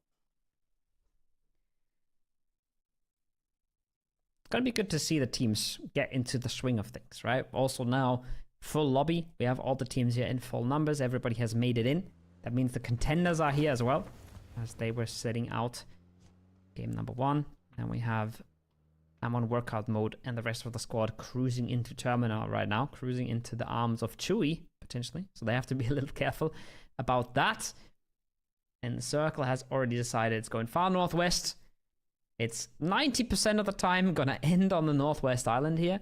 So the crosses are going to get really interesting. The bridges are going to get really interesting. And then some of the wraparounds around that shipyard area, around that area where Bushudo is on the west, are going to get potentially quite stacked as well here, Mark. So a lot of challenges for the players. If you're not Ascend right now, chilling in the north, if you're not Win or Die coming out of Godok, you have a lot of questions that the game wants you to answer if you want to put yourself in a good spot here. I do like the same. I do like the same from a Team Ascend point of view. They're able to sort of climb that mountain towards their south. Good hold. I also like it. Obviously, we haven't got Navi in here today because they are about to kick off with the LAN, but they like to sort of push over from the broken bridge and wait for teams. They set traps up. So there's opportunities for these teams that are coming in the southeast corner to kind of follow that theme. Get yourself across on that side. We know most of the time the zone likes to pull back towards that river. That's going to cause some issues. I think the question is how much of that southeast holds on, because it can just pull back to the river and just hold an element of it. But there's a lot of movement. The big names are out of here. We've got no Foot, we've got no Phase. We're going to try and take as much as they can. Ascend, I'd like to see them take as much as they can as well from the north. It's a really interesting question, how much you really want to take in these table circles, because if you're looking at an area like the one Ascend is maneuvering, you don't really see a lot, right? So taking a ton of space is nice, but it's also super risky, and it can easily come back to bite you. So not an easy question to be answered, especially when it's so playable, like these forests, right? You don't generally have to have the center. You can always play in from the edges. So it's a really controversial question, how much you should center up and how much space you should be leaving for other teams. Very different questions that Levante and McClay have to answer at the moment, though. And McClay seems to have a very good idea of what's going on. He's already running out. He doesn't want to stick around. Doesn't have a car. And he might just make it out in time before Extens looks over that hill, because Extens surely not going to be looking his way. I say that. He spots him instantly. And what is that? Instantly popped. Love it. He was maybe without a helmet. He just got deleted. One of the teams just on the outside. He just have moved over. I've seen a tie up on that crossroads on the T-junction. Tree side. Well, just trying to send on a few more teams as we'll die leaving that Godok area. This is dangerous. Timber needs to be very careful here. I don't know if he knows he's got a team neighbour. I think he might have an idea now. Maybe not. He's not repositioned his car. And as a result, he now knows he's got neighbours, but now he can't get out of there pretty quickly. Gotta go for a big run. But it's better to take the run now than to get cut off from the rest of the squad. Barely makes it over the ridge. Don't think Opium even spotted him there. They're gonna waste some time. Still looking for him, still clearing these warehouses, while the rest of Freeside is trying to cover as much as they can. Not a whole lot they can do, but could be enough. Did, however, lose a vehicle in that compound now, so that might come back to bite them. Never good to lose your vehicles early. They are so vital to play out the mid and late games. And I do believe we have a leaderboard. And there it is. 13 kills in a second place for the Angels, Abyss Angels. 19 in first, and then a 7-kill win for win or die, but Bushido as well, right? They put in the work and they get rewarded for it. This is the thing, right? This is the thing. Yes, they done a 2-2 split and it was quite aggressive. But good to see. Look, arguably on this left-hand side, we've only had one game in, so not too much to kind of take away. But a lot of the teams that are up here higher, they put the hard shift in when it came down, especially in that the town, Picardo. Ascend, obviously, look good to see them in 7th place for 3 points. Obviously, they clawed out as much as they can from it. But the shining stars, win or die, Bushido and the Angels, though, absolutely smashed out game number 1 for me. Yeah.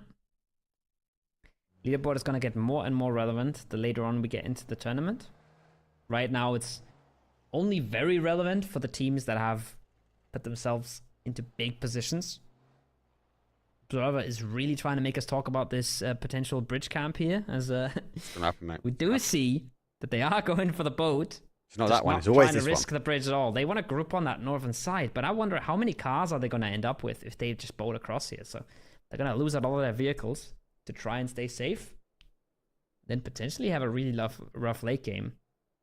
They do have to move across this.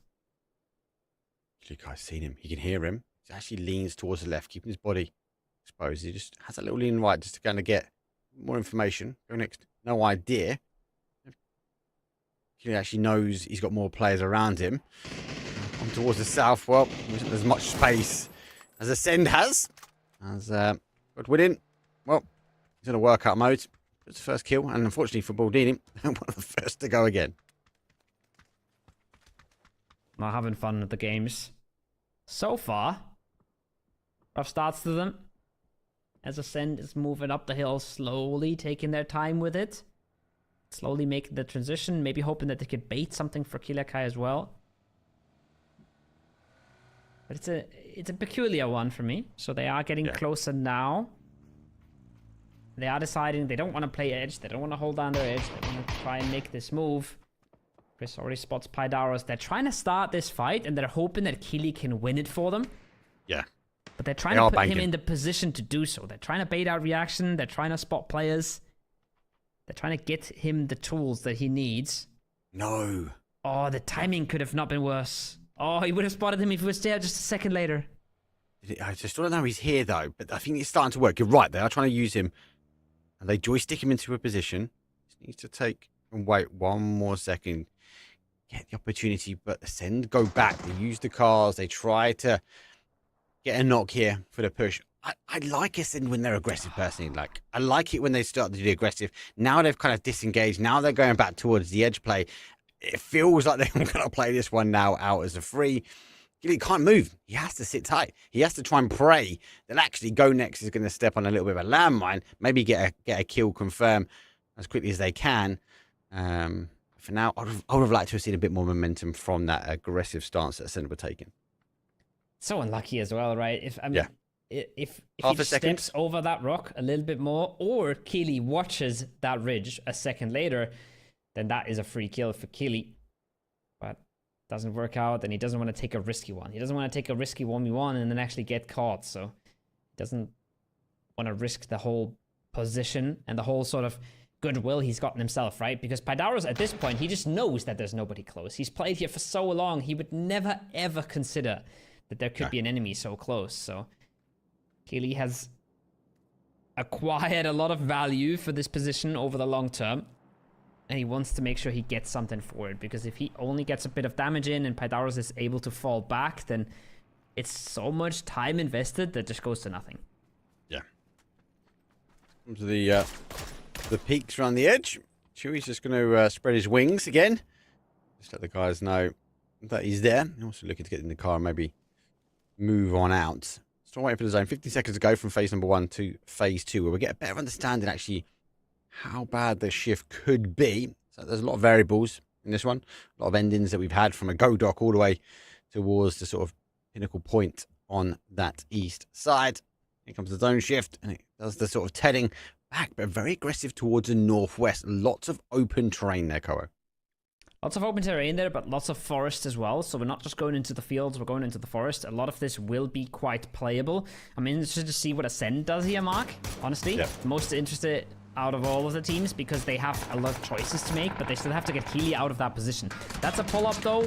Maybe if it's a knock, then maybe it's a pull-up for God willing. But so far, just a bit of damage done. They're glad to get across this bridge with full HP, alive and healthy. Same can't be said for the contenders. They're taking a lot of shots here. This might be an opening knock. And oh no, that car does not have a lot of momentum left. That should be easy pickings for Hollow. My bad. He runs out of bullets, but surely just one bullet. Oh! Melman pays the price. And I'm not sure where contenders are going here because they're cruising right into the next compound of Freeside. So unlucky. There goes another one down as well.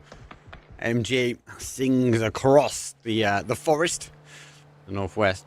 And, yep, you need to try and tighten back up. Both the players are fully split. Chewy, a bit higher up. Here's the car. Rotate around towards his north. And I do like this area to watch, to cast, not to play. The trees they provide a lot of additional cover. So a lot of landmines, so people could sort of step on. It's Chris gets the final boss out. I think we'll activate now. That's the first kill on the board for them. So maybe they play back towards the north. Maybe they play back towards the edge.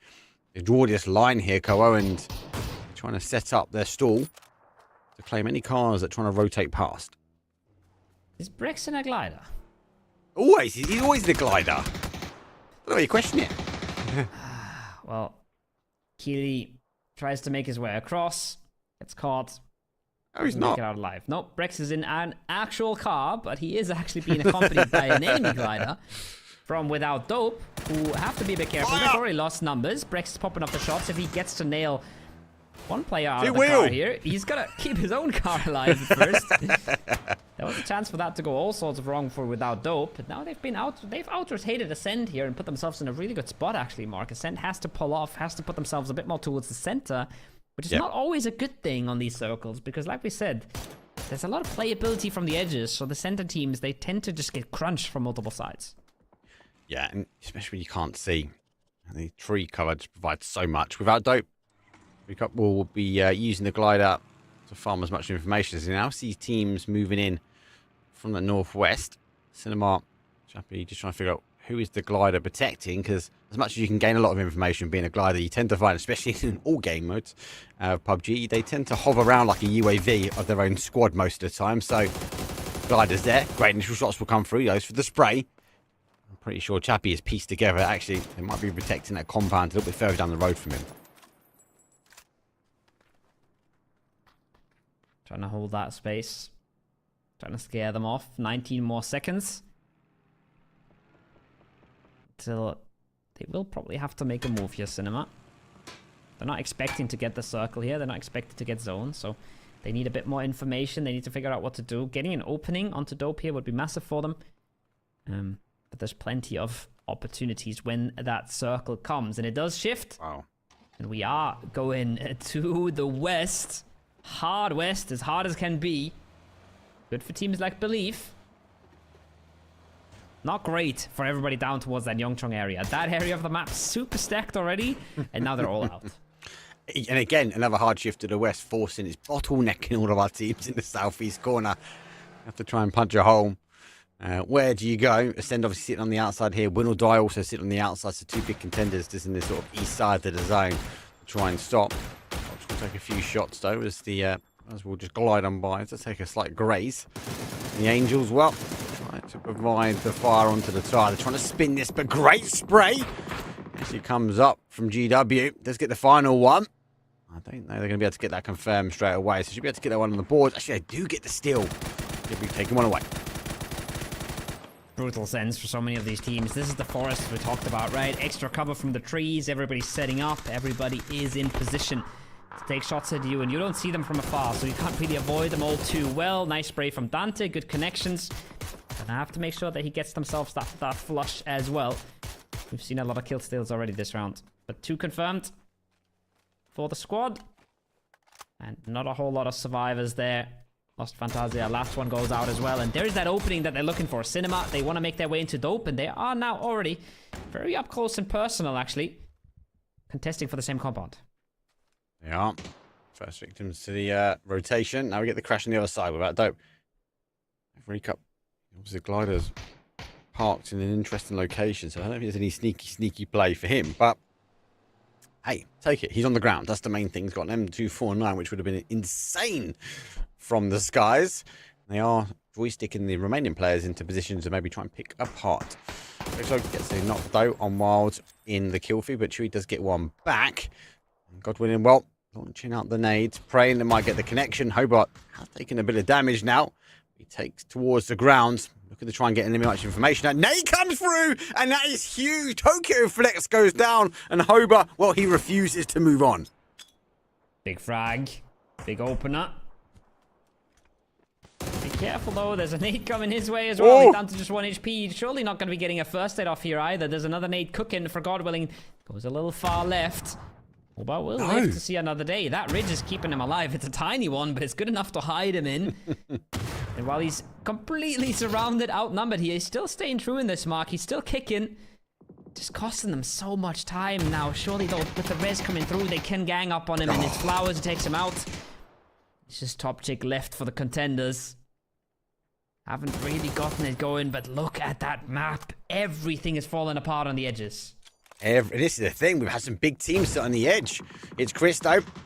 I'm taking a few shots, though, to reposition on the other side. The zone does tighten himself back up, so we'll lock down that compound now, and it will go again back to the outside teams. Pains have enough in the chamber to finish that one off, and then we've got Gaming Gladiators, Aldini, and Ascend all fighting for this northeast position. Pain, swing around. You can see the knock. Oh, I can't see it, no. No. He'll just provide just enough cover. Chris, though. Chris can. It's another one with the arm. 3 and counting. Good chance for Ascend to close this out and play another decent game. They're not going to play a great one. But if they just get themselves 2 more kills, maybe a third one onto GG somehow, could be doable. Then again, likely good to get closed out here. GG just has a little bit too much space and too much manpower. Pain's had a nade, maybe.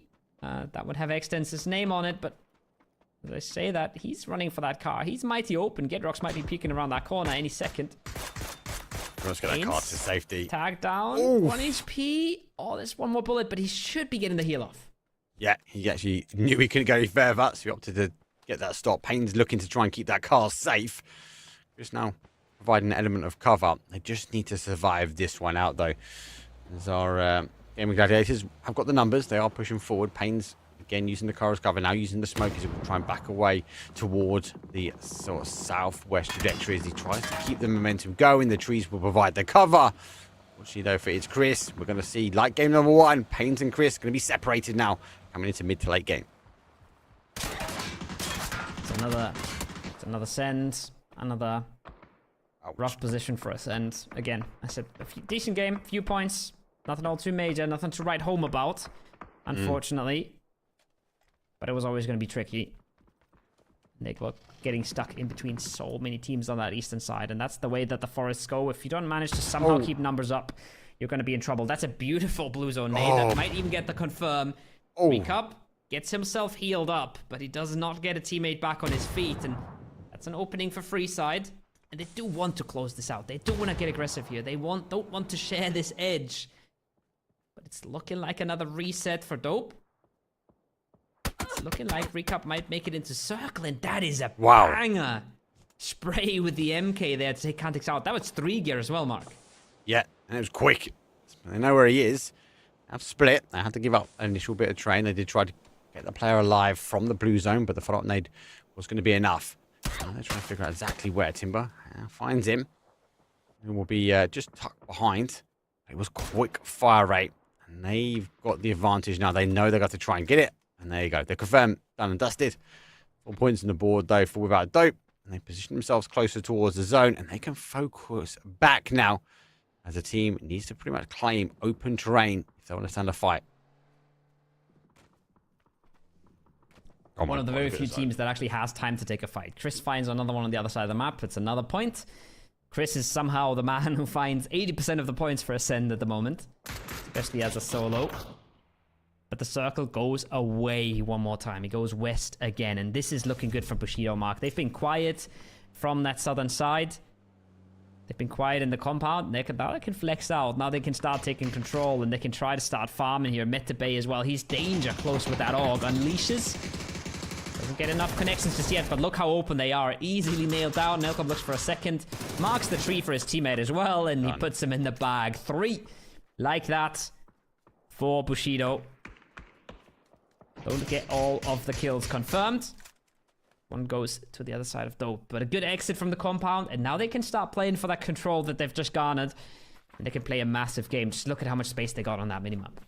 So open in that west side. So open. Yeah, you got a few trees. Yeah, you feel like you're safe. But it's pretty much flat plateau. Without Dope, I think done the right thing. They're back to where when they did. And they got, as a reward, they got an additional kill. Bushido got huge control. They just need to make sure Without Dope tried to play in towards them. But it's all going to be explosive now on the other side of the zone. Will die, wrapping the outside edges blue. Hell, am I bad? Level 3 vest.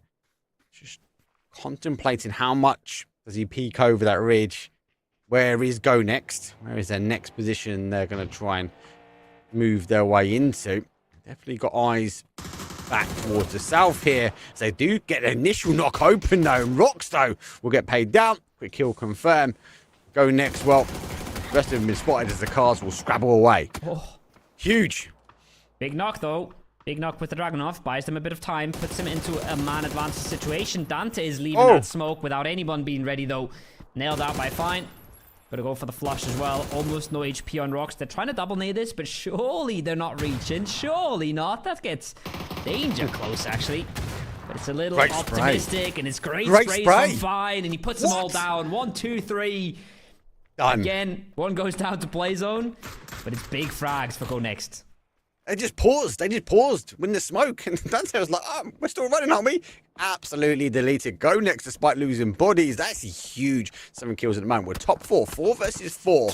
This is 2 versus 2. The duos always in the best spot as they will try and fight it out maybe on the north sides here.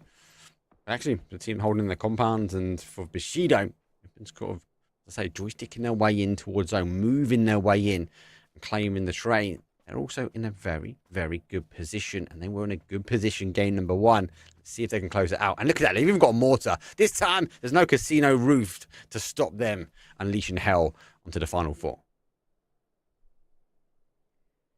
No way to mortar yourself now unless you hit a tree that's right next to you. That is still a chance, but surely not. Nope, that should be a safe mortar. Safe use. Real question is, who do you mortar even? Might mortar the compound, but very unlikely to get a flush if you do get a knock. Generally, mortar in situations like this is awesome to take cars out. Yeah. But we are so late in the game that it won't matter. Maybe if you get a knock in the compound, you know, you can get excited about it. But getting a flush Flippable sounds content. Impossible. That's not all too bad. I guess they spotted that player outside on the hill. Oh, and that's too on bad. top of him. Pinpoint accurate. And again, there we go. That's what we want. Bushido, they make up though for round number 1. They zero into perfection. The first one was just fitting out. Hey, it's coming in. We're going to slam 3 on top of your head though. And now they've put the number advantage in. Bushido are here swiping at these teams. And that is an insane kill in a final 4 situation. I had zero hope that this was going to happen. I was not a believer. Oh my god. Let's go. That Production is ready. Crazy. The first one just filling out. It's like, yeah, roughly there around there. Okay, and you can see the 0 in. Nailopus was there. And look at that. Pinpoint accurate 1. Land another one right on top of his head. 140 damage. Goodbye and good night for game number 2 for you.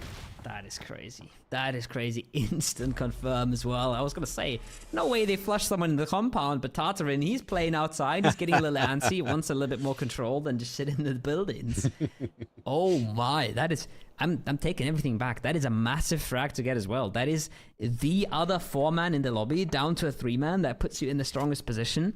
And it's also the team that's been sitting in the compound, sitting pretty. All their util is up. They still have 3 gear.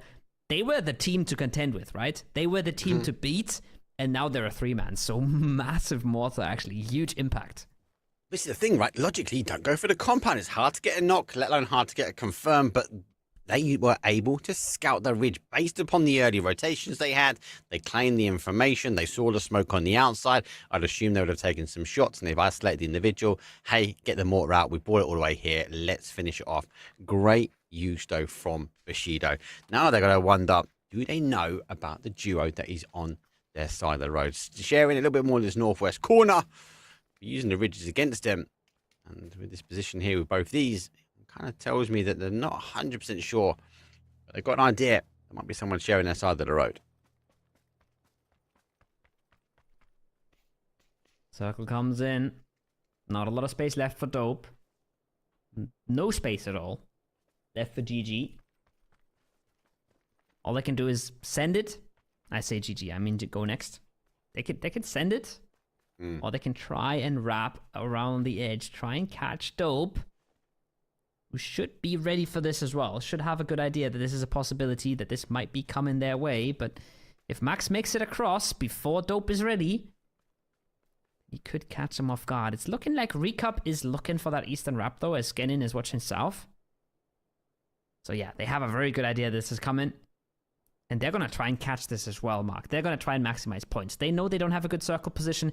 If they were to take out Go next, get themselves 2 kills and a placement, that would be job done for them. That would already be happy days. So without Dope, going to try very, very hard to not let Go Next Esports into this circle. But they've done their calculations without Nailcop. And that's Bushido getting aggressive, cleaning up their edge, not wasting any more time.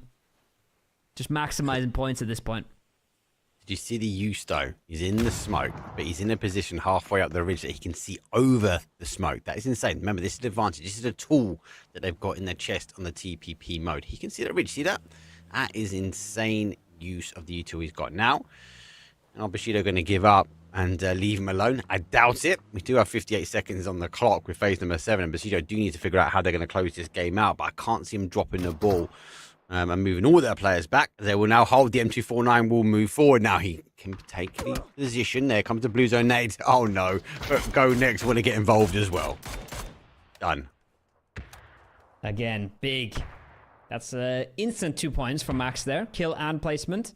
They're happy to outlive that. They're happy to stay alive and get that other placement. Bushido as well, getting themselves one more frag while they can. It's a great way to maximize your points. It's a great way to get away with these big, big games. Gotta get proactive when you have your chances. Now, gonna reset, wait for the foot circle pop, and then probably gonna get very close to that road, if not across it. Yeah. They easily can, because they have so much space, so much control. So if they get below the compound, that's probably already enough for them to close out the rest of this map. But for now, they're waiting to see what the circle shift does. They're waiting to see what stays playable for them, what stays inside. They have another bit of a plateau here. And they don't have to put themselves too much into harm's way.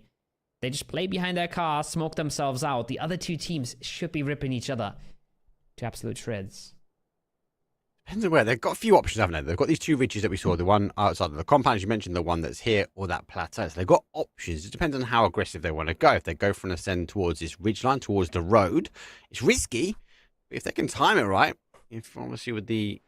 if having to leave the compound now, Go Next in are going to be a position that have to move just as quick. But Max will be looking to try and get to the other side of the road, maybe, and try and find a position that could maybe underpin Bushido's thought process. But it's phase number 8. After this, we have to go to the dot, and it does sit on the side again of Bushido, but they have to keep bodies alive.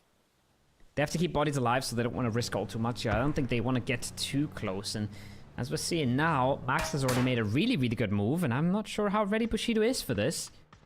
Not sure how aware they are. If they now put themselves in a position where they're getting shot by the compound while breaching into Go Next, this could go horribly wrong. Now, Max, he tries to pull a sneaky one. He tries to rat them out. It doesn't work. And that's best case scenario for Bushido, Mark. They're just sweeping one side now. Yeah, that is a great nade. The shield does hold out. Second one will come in. Airburst because of the damage.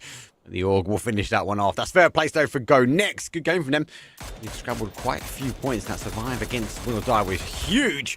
Bushido now looking to close it out. 4 versus 3. And no, the numbers. They got the kill on the compound. All they need to now is figure out if any of the team have already moved across. As they rotated towards this sort of north side, just check it off to make sure no one backfilled or anyone left that compound and playing a little bit of a sneaky play. Which shouldn't take too long. Bushido now position himself to close this one out. Gotta be careful, though. Still have a player very exposed on that hillside. Headshot comes out. Katurkin makes it across safely, though. Gets himself another angle. Ansley is dishing out the damage for now, but their space is closing very fast here, Mark. They don't have a whole lot of ground to work with anymore. They don't have a whole lot of numbers to work with either. And if Ansley doesn't pull an absolute miracle with a double nade here, then maybe their days are over. But so far, it's only damage coming in. It's no knocks. They're not converting anything just yet. And with the blue crossing them out, it's going to be a matter of second here. Bushido looking to put another one on the chain. 2 good games in a row. And Never Lost Hope realizes this one's GG's. lost. Gets himself out of dodge. And a slower game for Bushido as they only get away with 6, but super controlled from their side of the circle. I think that the one word I'll take away from that from Bushido is control. We saw them control. They didn't aggressive, especially in that southwest corner, and they played into an area. Didn't overextend. They waited. When they wanted to activate, what they did, they got the mortar out the car and they wanted to figure out who was in the compound, and they did that to perfection. But a good game number 2. Taego obviously done and dusted. A bit disappointed Will or Die were unable to work their way in, but with a west and a west shift, it's always going to be the case that a lot of teams were going to get bottlenecked out of this game. Such a hard circle. Such a hard circle for so many teams. So many fights in these forests. They're even trickier in third person, right? You even have less information about the people around you. You can see so many of them just getting caught. Like, nice aggressive peeks over the top, and suddenly you see a whole team in front of you. You get to punish. Fine. Big one here. Versus Win or Die. Clutches them out of the game. But that was a just insane one, honestly. I wasn't You ready weren't a for it. believer. I didn't You weren't a believe. believer. I did not think they would get anything with that mortar. And it might have just easily been that game-winning kill. Because even in the late game here, even the 3v4, it wasn't free for them at all. So would it have been a 4v4? Could have been an entirely different game for Bushido. Well, belief came from the heavens, and it was going to be that mortar fire, though. Actually, maybe underpin the win for Bushido, but it was a controlled out element. Good game for them. Actually, I do like the Taego if we played. Obviously, like West and West Shift, you said it was very difficult. There's a lot of open terrain at the end. Yeah, you feel like there's a bit of cover from the trees. A few obviously planes didn't work out. Obviously, with Ascend moving in towards zone, like the aggressive stance didn't quite work out for Kirukai. And then again, a lot of the teams, like contenders, obviously had to play in on that southeast corner. Too much action, too many zone shifts away. I think a few teams, unfortunately, are going to unfold that game and go, do you know what? That one might be a wipe from us. We've got to get ready for game number 3. They got to get ready for game number 3 and 4.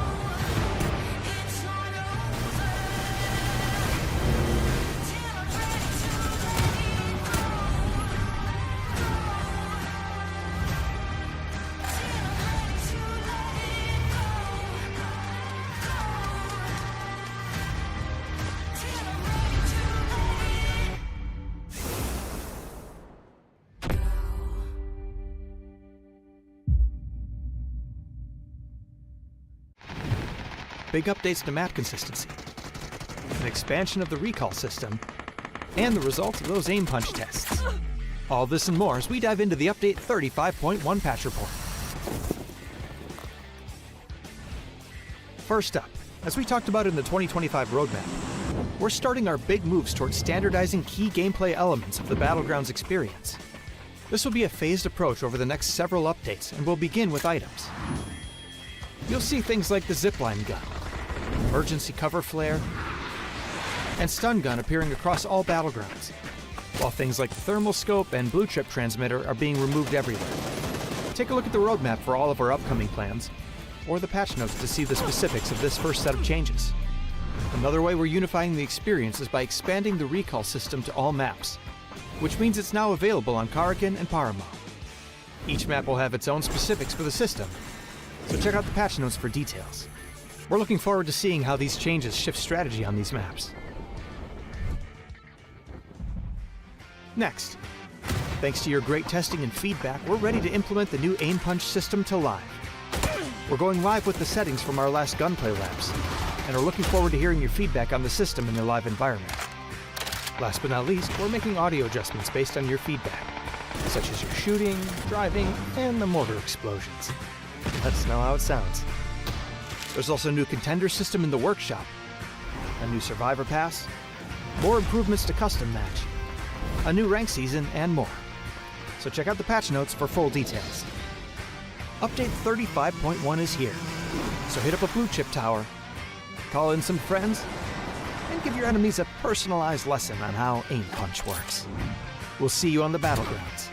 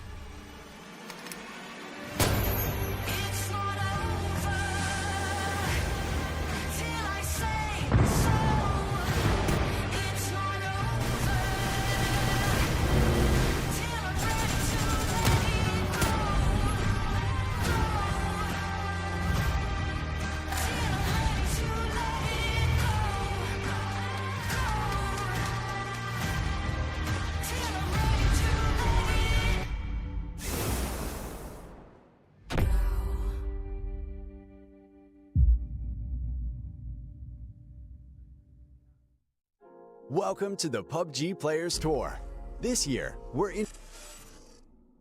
Just like that. Halfway done. Halfway through the night. Taego is in the bag, Mark. And I think we already have a leaderboard ready for us to look at. We already see the scores and how they're shaking up.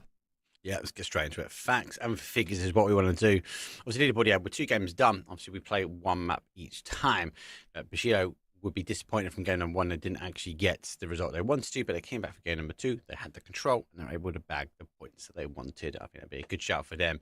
But as you say, we're halfway. We've still got another 2 maps to do, and these teams will be ready and waiting, eager to maybe secure some of the points that Bushido are putting on the board. Again, right? We're playing 8 games. You've got 8 chances, and 6 of them are left. 2 of them are already done. And the leaderboard is starting to be more and more relevant. Again, 32 points was enough last week to qualify. That's not going to be the case this week. I would be very surprised if it was. You're going to need a little bit more. But getting yourself up to 30 or 29, like Winner Die and Bushido have been able to do in the first 2 games, is A, going to be an incredibly good sign for your qualification to the Super Cup in the upcoming weeks. And B, it's going to feel nice. These guys are having fun. 15 kills, 16 kills in 2 games, Mark. These guys are feeling it, and they're enjoying the games. Yeah, Go Next for me is the big winner from that round, right? They've come back swinging. They didn't quite get to what they wanted at game number 1, but Go Next obviously doing pretty well for game number 2. Didn't quite get the end result, maybe, but a large number of kills. Not too bad. You say it's over only 8 games. They've got 8 opportunities. But some of these teams we do know will favour certain maps compared to others, right? So has Bushido done the maps they want? Or is the map that they're waiting for coming up? We'll have to wait and see. Obviously, there is a slight blip on the old logos, but don't worry about that, guys. We'll get that sorted. But yeah, map 3 coming up. Rondo, always an interesting one for me, Koei, because it can play very, very different. And arguably, it also can play very aggressive because some of the end zones are very open. Some of the end zones are very open, and some of them are very predictable as well, because the way that land ratio works, there's so many hills the circles goes away from, right? There's so much water in play. So a lot of teams will know quite early what position they want, and then they'll have to figure out how much they're really willing to risk to get it. I think we've seen last week, we've seen Go Next play some really good games on Rondo, for example, just figuring out where the circle was going to go and getting themselves the most high priority spot early, and then just rewarding themselves with shift after shift coming their way. So with a solid start to the day, if they get that going again, it's going to be nice. If not, a lot of teams are going to be going for similar compounds here, especially when phase 2 comes around, when the circles start getting really predictable. We might see a whole lot of aggression there coming out, Mark.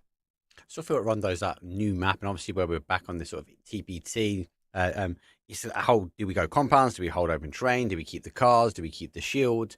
There's still a lot unknown, which does make this map for me really, really interesting. You're right. If Gonex have got the momentum already from game number 1, they've moved to game number 2 is good. Now we get ready for game number 3. This could be a good transition for them because they did play well last week. Obviously, they're back here. They weren't able to get a top 8 position, but let's get into it though. It's round number 3. It's Rondo time. Flight path though for this one. Well, we've only got the one. It's coming from northwest down towards the southeast again. Nearly going through the middle of the map.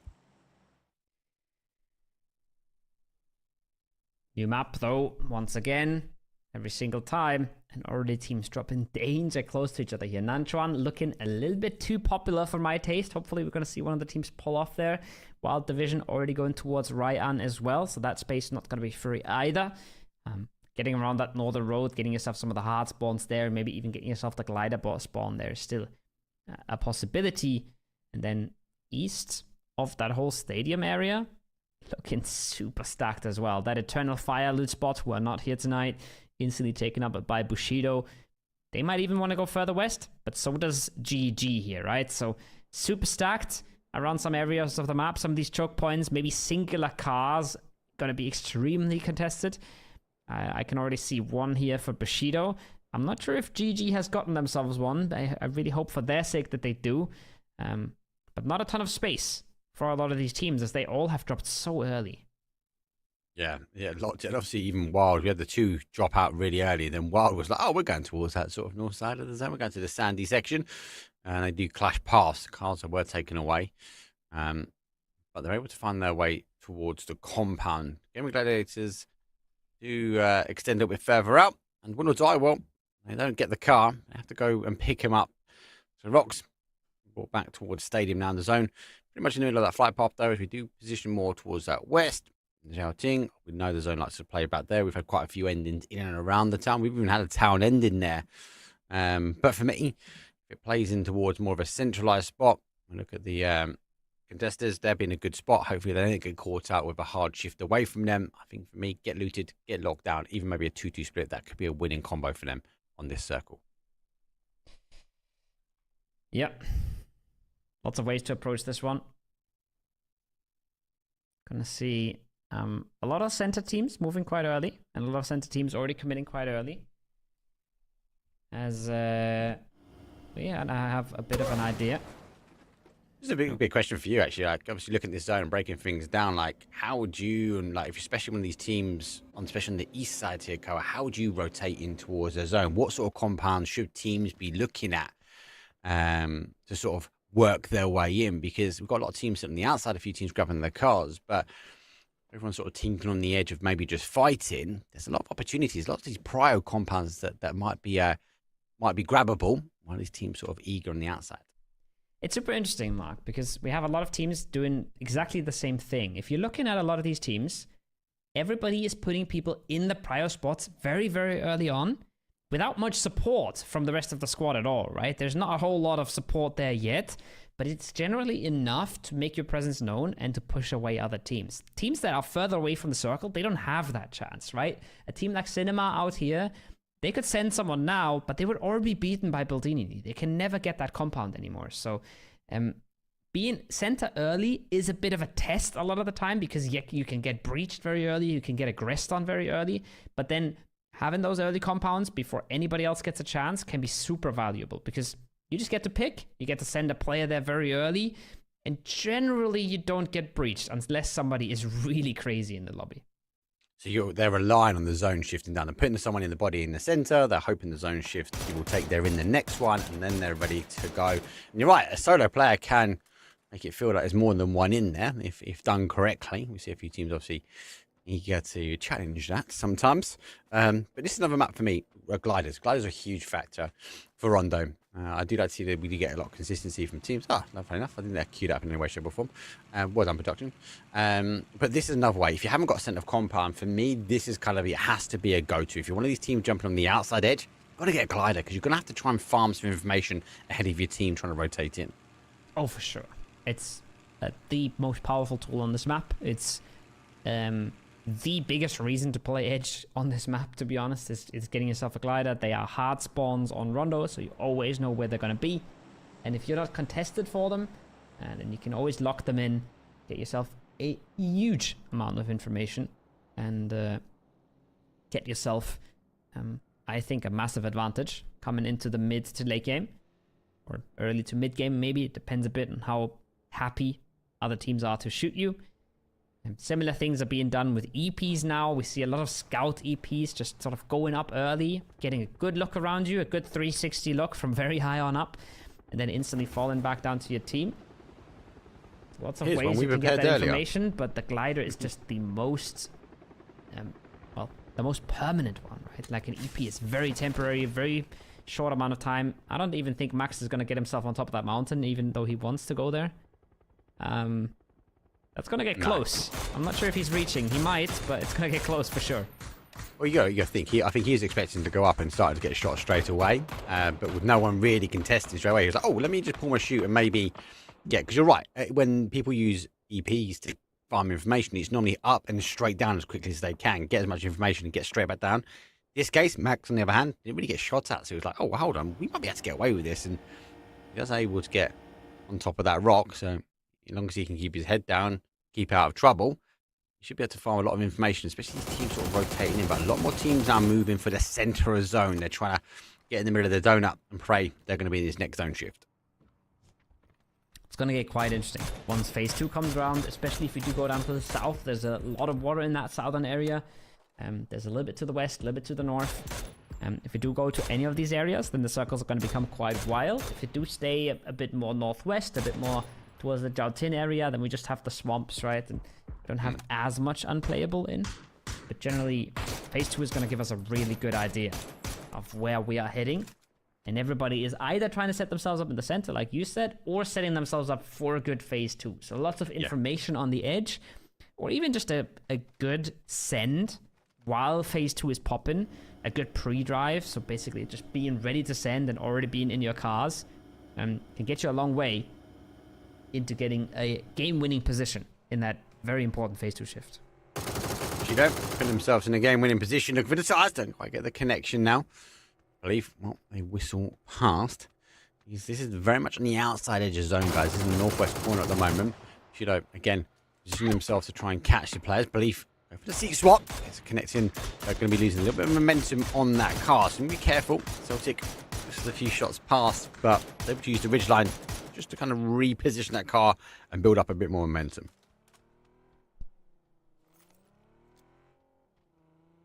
Gonna be happy to stay alive here for now. 64 players. Still in the lobby. Not something we've seen a lot in the last few games. Everybody, every single body staying alive. Interestingly enough, I don't think Ascend got themselves a glider. They were up in that Bailey area, but it's looking like Brex is in a normal car again. If he is, I'd be surprised.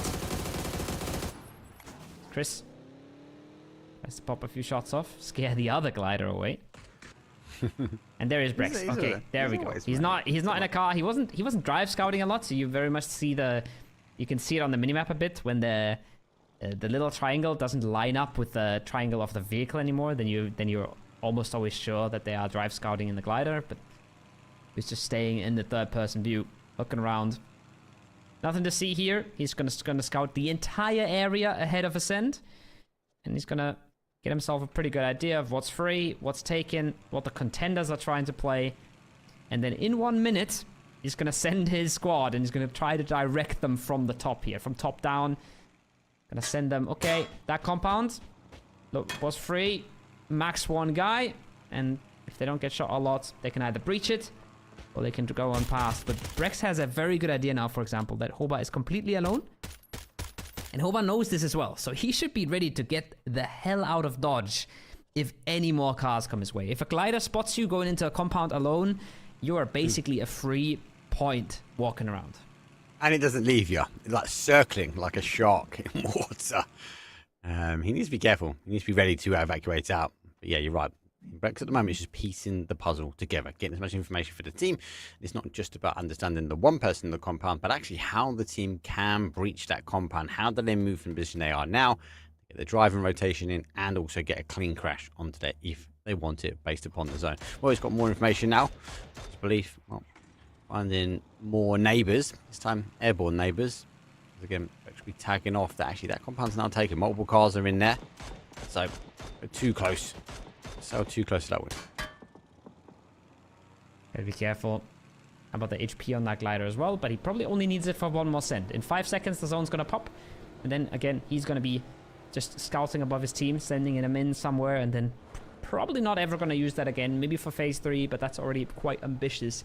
And the zone has gone pretty much exactly to win or die, exactly the team we're watching. It has gone to the swamps, so there's a rock in there on the west, and that's about it for unplayable.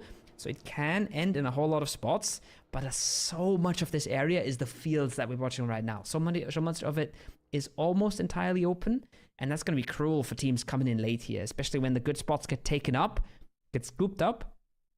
Not going to be easy come phase 3, come phase 4. You're going to be fighting for your edges because there's not that much playable around teams like Win or Die. No, and that's why you see them do a 180 and go back the way they came, right? They understand that cover, that hard cover, has little bowls around it. After that, you will be in open field if you play back again towards that sort of swampy area on northeast corner. Oh, on the other side of the zone here, without dope, find themselves with some neighbours. They're going to have to collapse up as well. The rest of the teams will come from reinforcements. Nate goes over the top, but that's going to whistle past here. No connection just yet.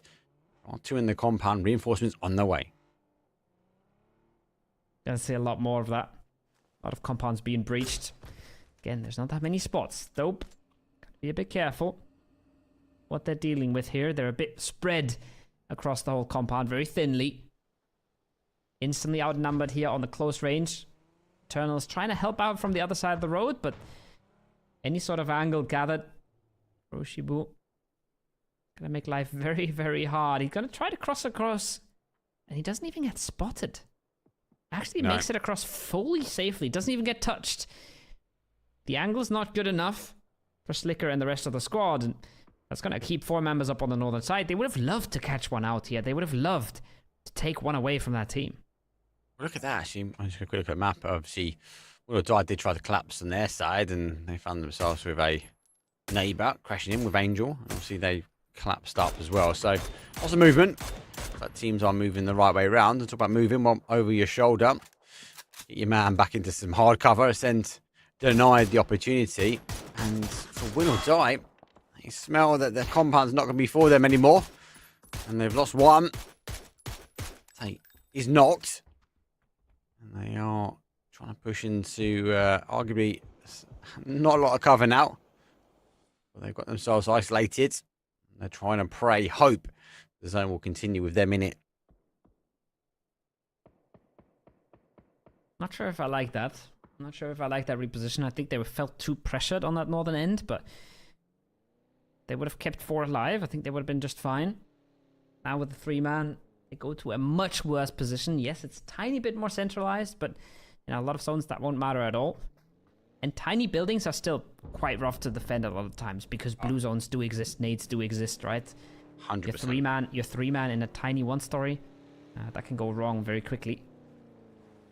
And it has also to be with gaming though. It has to be with gaming. Sorry, mate. It has to be with gaming Gladiator coming on that north side. They must have felt the pressure that actually we could be sandwiched here, and then let's move now and not get forced to move. Or if the zone shifts away, let's be in a position to maybe take them. I can't see any other reason because they've given up a pretty much a good spot to a very, very difficult spot. As you say, with the blue zone, it could be huge.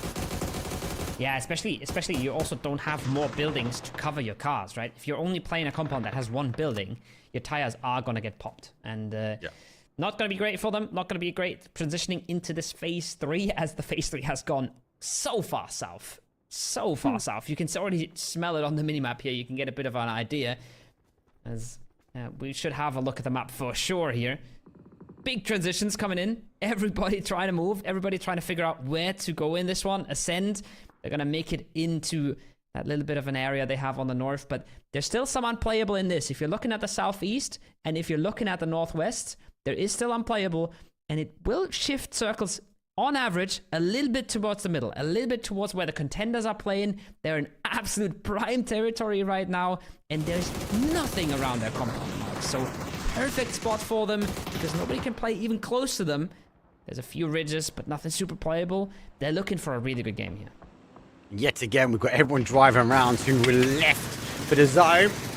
And with Bushido, shoot a couple of shots in towards Angel. This is definitely not a safe compound. The garden is pretty dangerous, though. The card is blowing. That will get they knocked those. They will follow in the util. They will climb the walls, climb the trenches to take the fight on.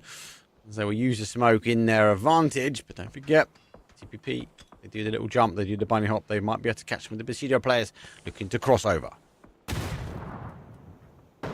Good night. Oh, beautiful. That would have been a good bounce. But he already found the knock before it. Now just one standing behind that smoke and Bushido doing Bushido things here. They're looking completely changed. They're looking so much more aggressive. Everything seems to be working out for them. The fights they're taking, super successful at the moment. The splits they're taking, greedy and aggressive. And they are rewarding themselves here. The Angels starting hot today. Probably going out quite hot. As that nade is beautiful. And again, Bushido clearing confidently, aggressively. I love to see it. It's really strong for them. They are hoping, hope and praying. I'm trying to hold this one up. On the other side, though, Bushido, well, you've been holding the outside edge zone. They do actually have without dope on the other side of the road, but they have cars rotating around, just making sure they haven't got anyone crashing in behind them. Unfortunately, well, for Cinema, you go from one team to the next team to the next team, and eventually you lose one. Hopefully they can get the rest of these in, but they're taking so many shots, though, from so many teams around. That's rough. I said the edges would get rough, and they are. It's not that much to play. A single rock, a few cars, trying to survive. It ain't pretty. Oh, no. Same is true for Win or Die, sending it on through, trying to get into spots that are playable. The bleeding members on the way. Dante's car is not looking healthy either. Even if he gets it back on its feet. He's not looking good in this. Win or Die is not looking good in this. And he's blowing up. No problem. First frag for the contestants in the middle. They've not gotten a good phase 4 shift circle-wise. But playability-wise, I still think they're looking pretty here. Yeah, they'll be expecting the shift to come back towards them, right? That's unfortunate for Win or Die. I've had to juggle with a little bit of uncertainty.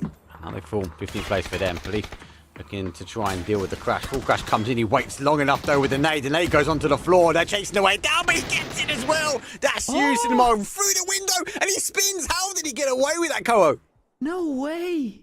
Oh, that spin is huge. I thought he didn't hear him, but he hears him just in time, and both a little bit confused. Gets away with the clutch there. Gets away with the defense. That's big. That's big points.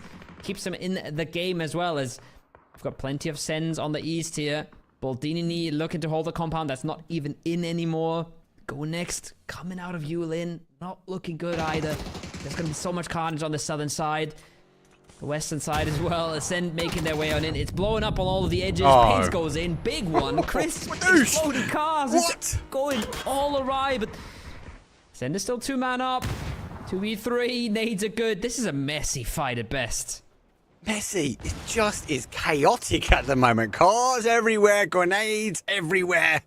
Believe, well, still got 2 up, 2 versus 2 is Chris just on the outside edge, though, as Brexwell finds himself just on the inside edge of the smoke.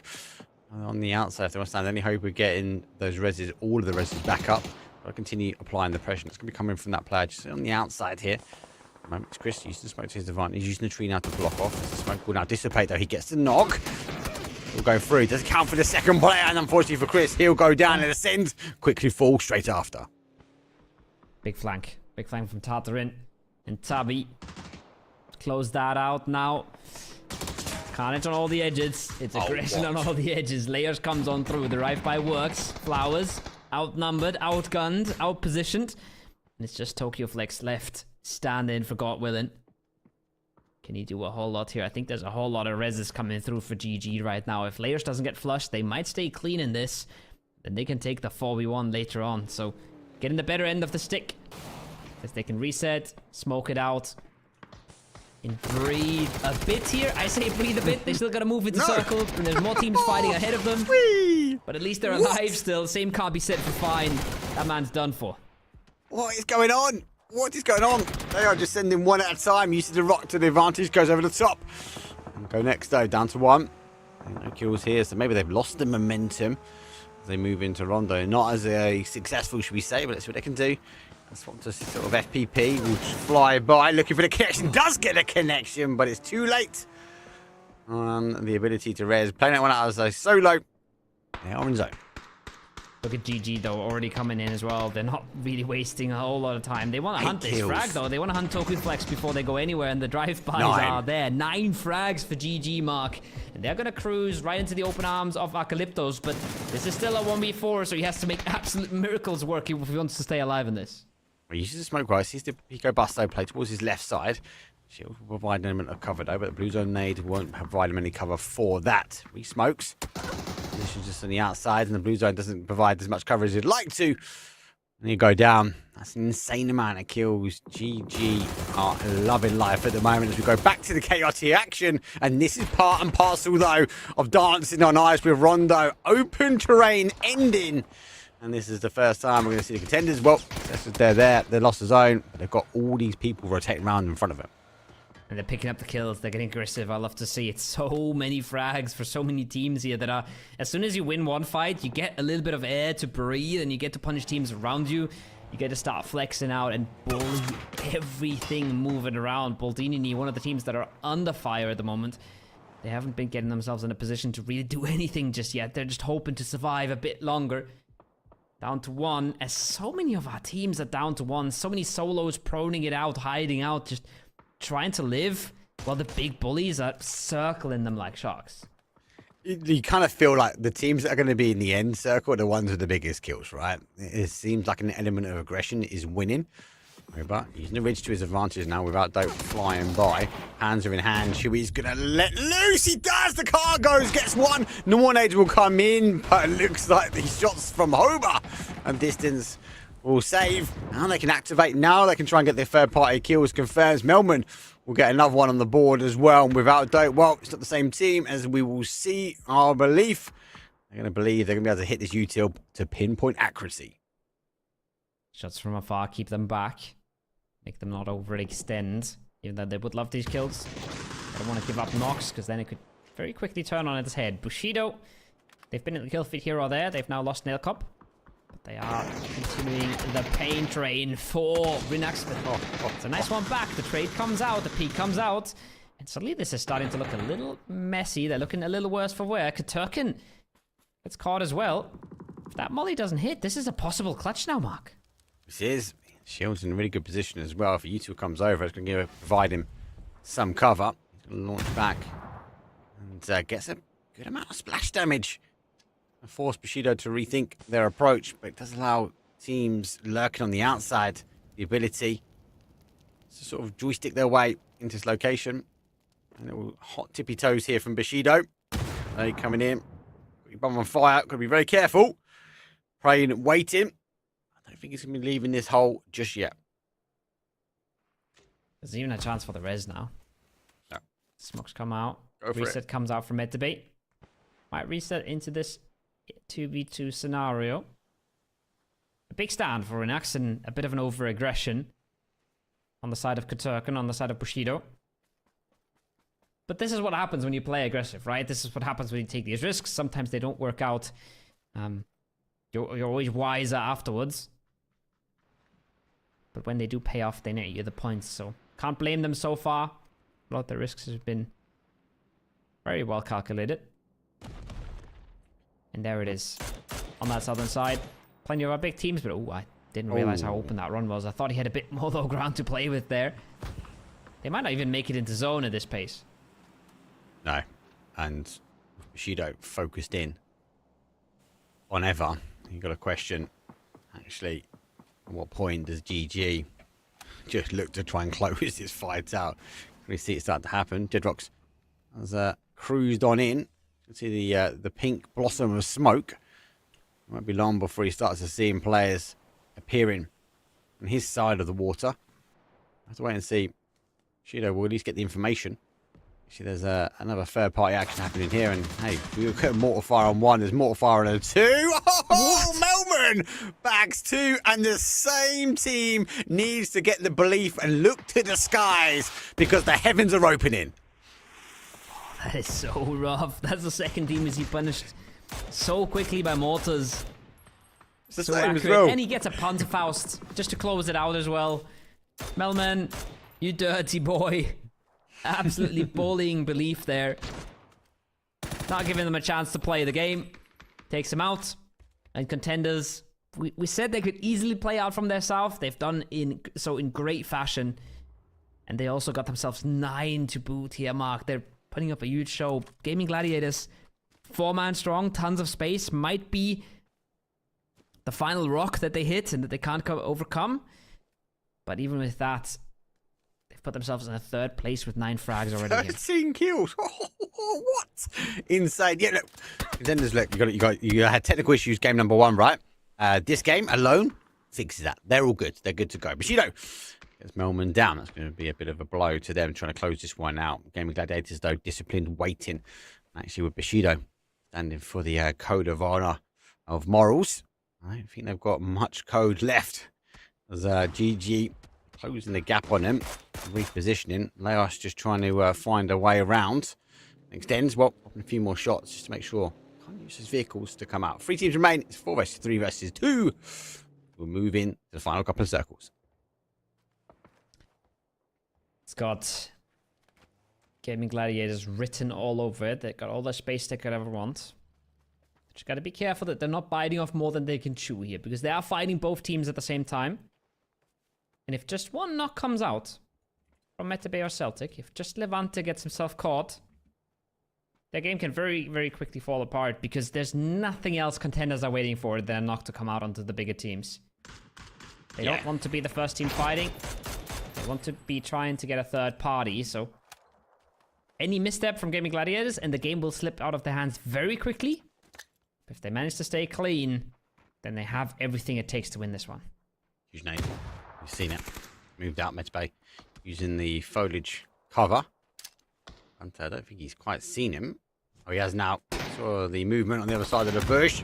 Nade comes through. Does get the connection as well. Gaming Gladiators onto a stormer at the moment. Bushido, final player for them. Need to be careful though. And there's now kind of whistle their way around the outside edge. Melman looking to try and cause some damage back. But Bushido, 7 kills. That's for Solo. Not a bad spot here. I've seen Levante still around the back of that car. Gedrox as well, busy looking the other way, but Melman is not. Bushido do go down. 10 frags for the Contenders. 6 of those on Melman. Guy's on an absolute tear, but Mogic gets himself caught. It's naded out. Blue Zone will close him out in a matter of seconds here. If Hobart doesn't hit an absolute banger, he hits an absolute 100-0 double nade, the game might be winnable, but with that Blue Zone coming his way, he's going to have to first nade a whole lot of times and probably going to get naded out himself here. It's not looking good right now for the Contenders. And it's Gaming Gladiators who might close this one and almost get themselves up to double digits. Insane game. Insane game from them. But sits tight. But he sits tight. Not for long. Winner, chicken dinner. Game in Gladiators. Talk about being a contender. 17 kills, 27-point game. That there is a huge, huge victory for this team coming out of map number 3. Massive. 27-1 is crazy. And from a team that really fought their way through a lot of these edges, right? We saw them in so many scuffles, so many absolute scrimmages around these edges. They weren't sitting pretty in a center compound. They weren't sitting pretty and waiting for things to come to them. They were just farming every single edge, winning every single fight until the last one, and staying clean in that as well. It's crazy. Staying 4-man up until the end. Crazy stuff from them. Super clean. Even when they were taking out Bushido, not a single risk, right? Not a single overstep. Really collected. Love to see it. Like, very well deserved 17 kill win. Insane. And because they got stung by that, they went down bodies, they got knocked, right? And able to clutch up, able to get all the reses back in. And after that point, you're right, it was just a control for them. It was just like, hey, let's take this team, then take this team, then take this team, then take a nice victory. 27 points is huge. That'll be skyrocketing them up that leaderboard, which I think is going to be a key. Obviously, we've only a final map coming up, though. We'll have to see if that momentum continues in towards that one. But for now, let's take a quick break. When we come back, though, it is match number 4. See you guys in a few. Welcome to the PUBG Players Tour. This year, we're introducing structured competitive play in third-person perspective mode for players of all ranks, levels, and ability. Here's how it works in EMEA and Americas. PUBG Players Tour competition is held in 2-week phases. Each week, you and your squad can compete in player scrims. Think of these as a great alternative to ranked play. Each day of scrims will feature a variety of maps, with defined team and lobby sizes to ensure a balanced best-of-3 rounds. Teams will earn points based on their performance, and daily leaderboards will track their progress. When the scrims are over, the top teams will qualify for the PUBG Players Tour Cups, where they will be joined by up to 10 invited teams, featuring some of the best players in the region. Players' Cup leaderboards will track team performances across 2 days of play, with the top 8 squads progressing to the final round of competition. Players Masters are the pinnacle of the PUBG Players Tournament. 8 teams from each of the 2 cups will engage in fierce competition for a huge prize pool in each region across the PUBG Players Tour season. And for times when a Players Masters isn't scheduled, you can still get your PUBG Players Tour fix with Super Cups. These work just like Masters events, where again, 16 teams, 8 from each of the 2 previous Players Cups, compete for a share of the total cash prize pool. Welcome to the PUBG Players Tour. You know the game. Be a player.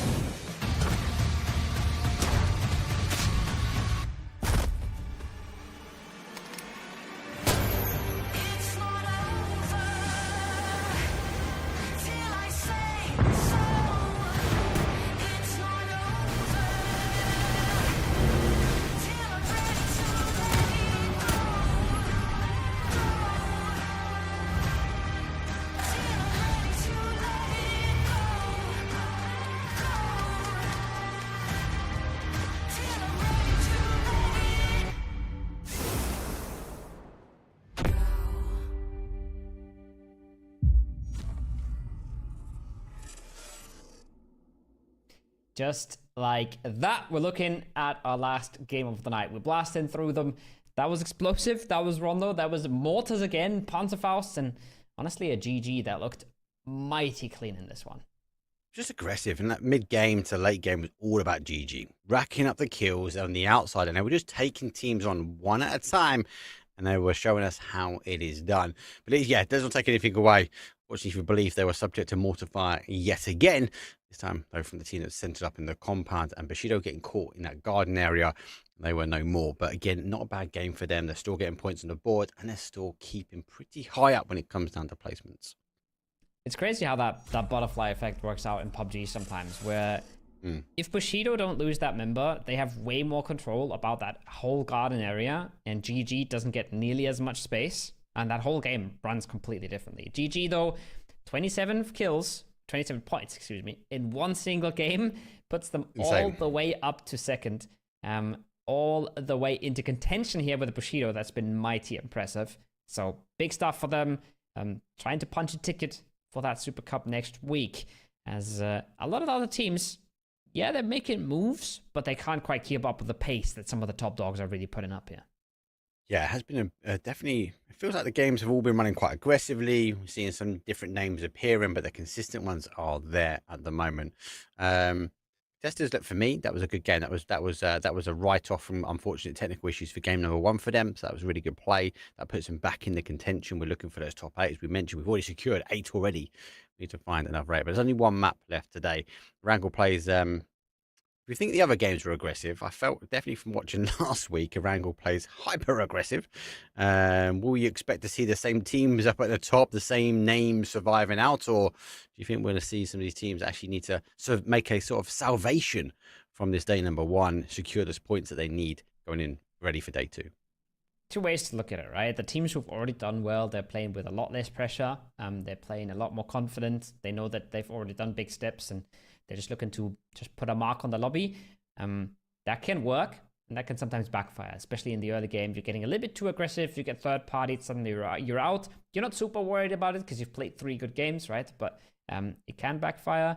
And then sometimes teams get a little stressed and they get a little, the pressure gets to them, and they have a rough time in the last one. So we'll see how it goes. Generally, I expect contestants to play well again. I think they're a massive team with a lot of potential. So would love to see them pop off here again and put themselves amongst the top pack that we have here at the top of the leaderboard. It's about top pack, so never for me. They seem to get that sort of early game okay. They get that mid game okay-ish, but they just can't breach through to the final game. So hopefully for me, they're a team that doesn't fall under pressure. Maybe they'll be able to claim something on the green pastures. That will be a wrangle. Same goes with Ascend. Baldini obviously have been a bit difficult though for me. They've obviously always lost a player quite early. They've been subject to early fights, fighting for cars. They just need to keep 4 up. If they can keep 4 up, they're a team, they're a household name that we know. They can close games out. And yet again, all those teams there, they just need 1 game just to kind of set the stall out coming in for the final 4 tomorrow. But it is all about this final game. Let's cue it up though. As game number 4. Well, the final game of the day, it's going to be the Erangel, and the flight path though for this one. Well, it's not the best. It's not been as good as some of the others, Kobo. We are coming again from the west down towards the southeast, but we are favouring, we are teasing the audience with a potential military. Potential melee to close out the day. It's classic PUBG, but it is one last chance for our guys to get themselves a good spot on the leaderboard, move into tomorrow with a bit more confidence, a bit more relaxed maybe. And this is where the pressure really starts coming in a little bit today, more tomorrow, but you can get rid of a lot of that pressure, a lot of those doubts in your mind. You just play a good last game here and you put yourself in a decent spot. Teams that have been quiet, right? They haven't been terrible, but they've been rather quiet. Teams like an Ascend, for example, around that mid-lower pack. Just one good game. Suddenly you're there close to the top. Suddenly it feels like your job's done and you've done an okay day.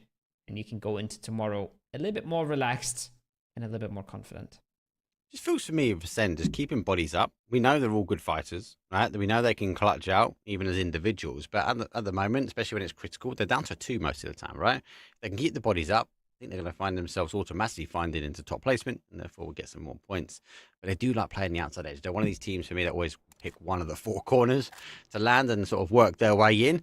And if the zone doesn't quite go their way, well, it's a long old road, especially if it's the final game. This time, it does go back their way as we go back towards a northwest. Actually, with Chris and Gilikai sitting in North George, that gives an opportunity, potential as well, to maybe send someone over to South George, expecting the zone to shift down towards that south side. This is an interesting one. With Everest in the middle, you want to get yourself up there to get that information nice and early, but you probably want something else around it as well. You probably want to have something else than just the Everest, because if you're stuck on that Everest position, there's very often going to be teams coming in from the east, coming in from the west, and you get stuck in the middle and you don't really win the game out from here. So getting yourself that information early, but then keeping a compound like Hollow My Bad is, keeping yourself maybe the crates, maybe the ice cream shop, maybe the double whites, some sort of way to get down from the mountain and to have a second approach. That's usually the best things team can do. And if you can't do that, I think generally it's fine to say we're giving up on that sort of Everest area altogether. But we're seeing this right now. We're seeing both GG and Win or Die sending that early player to get that information at the top. Whoever catches each other first, whoever hears each other first will have the advantage. Hollow My Bad realizes that bike's already up there. You can see Gedrox. He doesn't loot a helmet. He doesn't reload his helmet. gun. That's how fast he wants to get up here, because now he's got the position for his team. And as soon as they can get someone else up, they will send him back looting, or they will bring him a helmet. He's not very useful in fights right now. I think he's full iron sights as well, but he's got them the position. And that's how much these teams value early position and early information. And thank you, Gedrox, for showing it off like that. Couldn't have been a better example. What do you mean? You can draw in game. Don't lie to the viewers. He saw a big little pink circle go around his head, and it was a send up to Everest. And both of them done it. Good play from them. Good play, and it is critical to show actually. It's why I really like things like this. Is actually how important a high ground can be. Go next day. Looking to try and move in, as they are going to push the rest of Win or Die out. They've got to consolidate their positions as well. And it's not even just the TPP side. Everest is so powerful, even from an FPP point of view. I think it's key that we see a lot of these teams, and especially the higher pro teams, will go for that position quite early. So it's definitely something to take away, guys. Actually, if you can, get there as quickly as you can, gain the information. That's going to help your team out a little bit later on. For sure. I don't know how that's going to help your team out, though. Same thing being done by Chris for Ascend from the other side. He's making an early move. He's not making an early move towards a center position, but he has made an early move towards South George. So we caught a glimpse of it on the map there as we watch Go Next put themselves into position, ferry themselves into position here. Not enough cars to go around, so they have to do some taxi work. But yeah, making these early moves for your team is super high value, and it's something that doesn't get reflected in stats at all. It's not something that you can see on Twaya or wherever, but it is really, really important. And there's a lot of players that don't shy away from it. They do the dirty work, but yeah, that they was figured a little out that spicy on the map. But I don't. There's no way that they figure out that he's a solo and chase him down here. I think he's gotten himself out of dodge. Okay, they're dirty. Okay, I thought they might have heard the first car go by and then come back and like, that's the same car. But no, taxi. Uber has arrived. Go Next. Looking for their next drop-off point. This crazy taxi will unfold again. Max, one best, and we'll pass by. The danger is here. The danger is he's just gone straight past his compound. But he think it's safe. He doesn't take the easy route. Just go a little bit further up, and he gets a spray. Initial connection goes down. Doesn't quite get the tire. And Go Next. Well, live to fight another day. They are spinning though, because that is a tire popped in the end. It is. That is actually quite big. That's a big problem for them. Remember, their vehicle situation is it's very dire. If they are putting these amount of resources in to drive a player into the circle, I don't know if they even have a single other car. They might have two, they might have one, and one of those cars has just been absolutely blasted. So not looking good for Go Next. They're already at a point where they have to win a fight, or they have to rat a team that brings cars to them if they want to get away with anything here. So the Observer's looking for cars, doesn't find any. There might be a bike in the buildings, but even if there is, honestly, it's not looking good for Go Next. Losing one tire on the one vehicle you have, it limits them so much. If this circle doesn't go their way, Mark, they are going to be in such big trouble. Like how they're trying to bait out that we're fighting that compound over there. It's not the other solo, I promise. Exactly. It's going to be difficult. Oh, there's a vehicle. Oh, we found one in the end.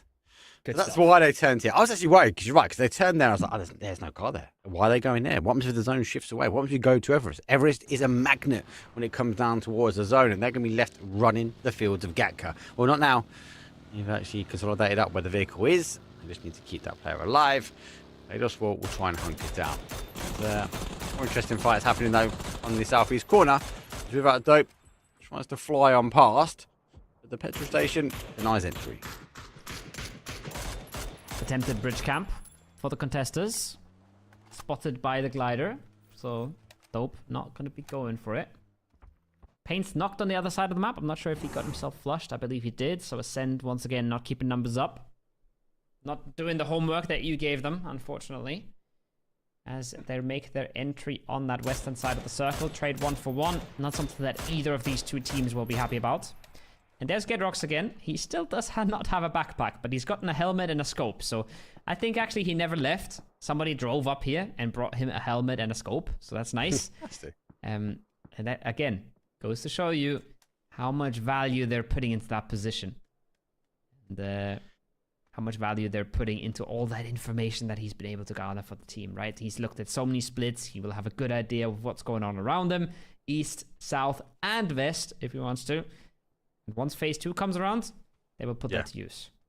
But it's not, again, there's so much water in as well, so you'd expect Everest to be late game, mid game, definitely holding on to the next shift, give or take. Might not hold on into the center, but the position there will be really good. Like the splits you mentioned before, going to catch anyone else that sort of comes in on this north side. They are going to just clear the windows.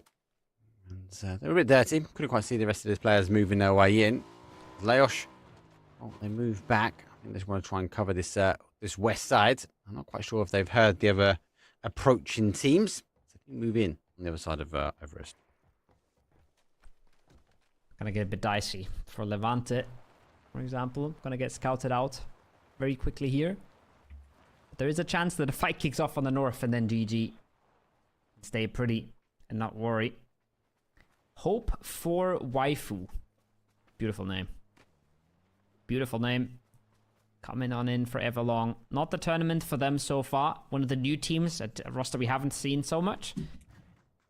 Getting fourth in that last Rondo was, I think, their best performance so far.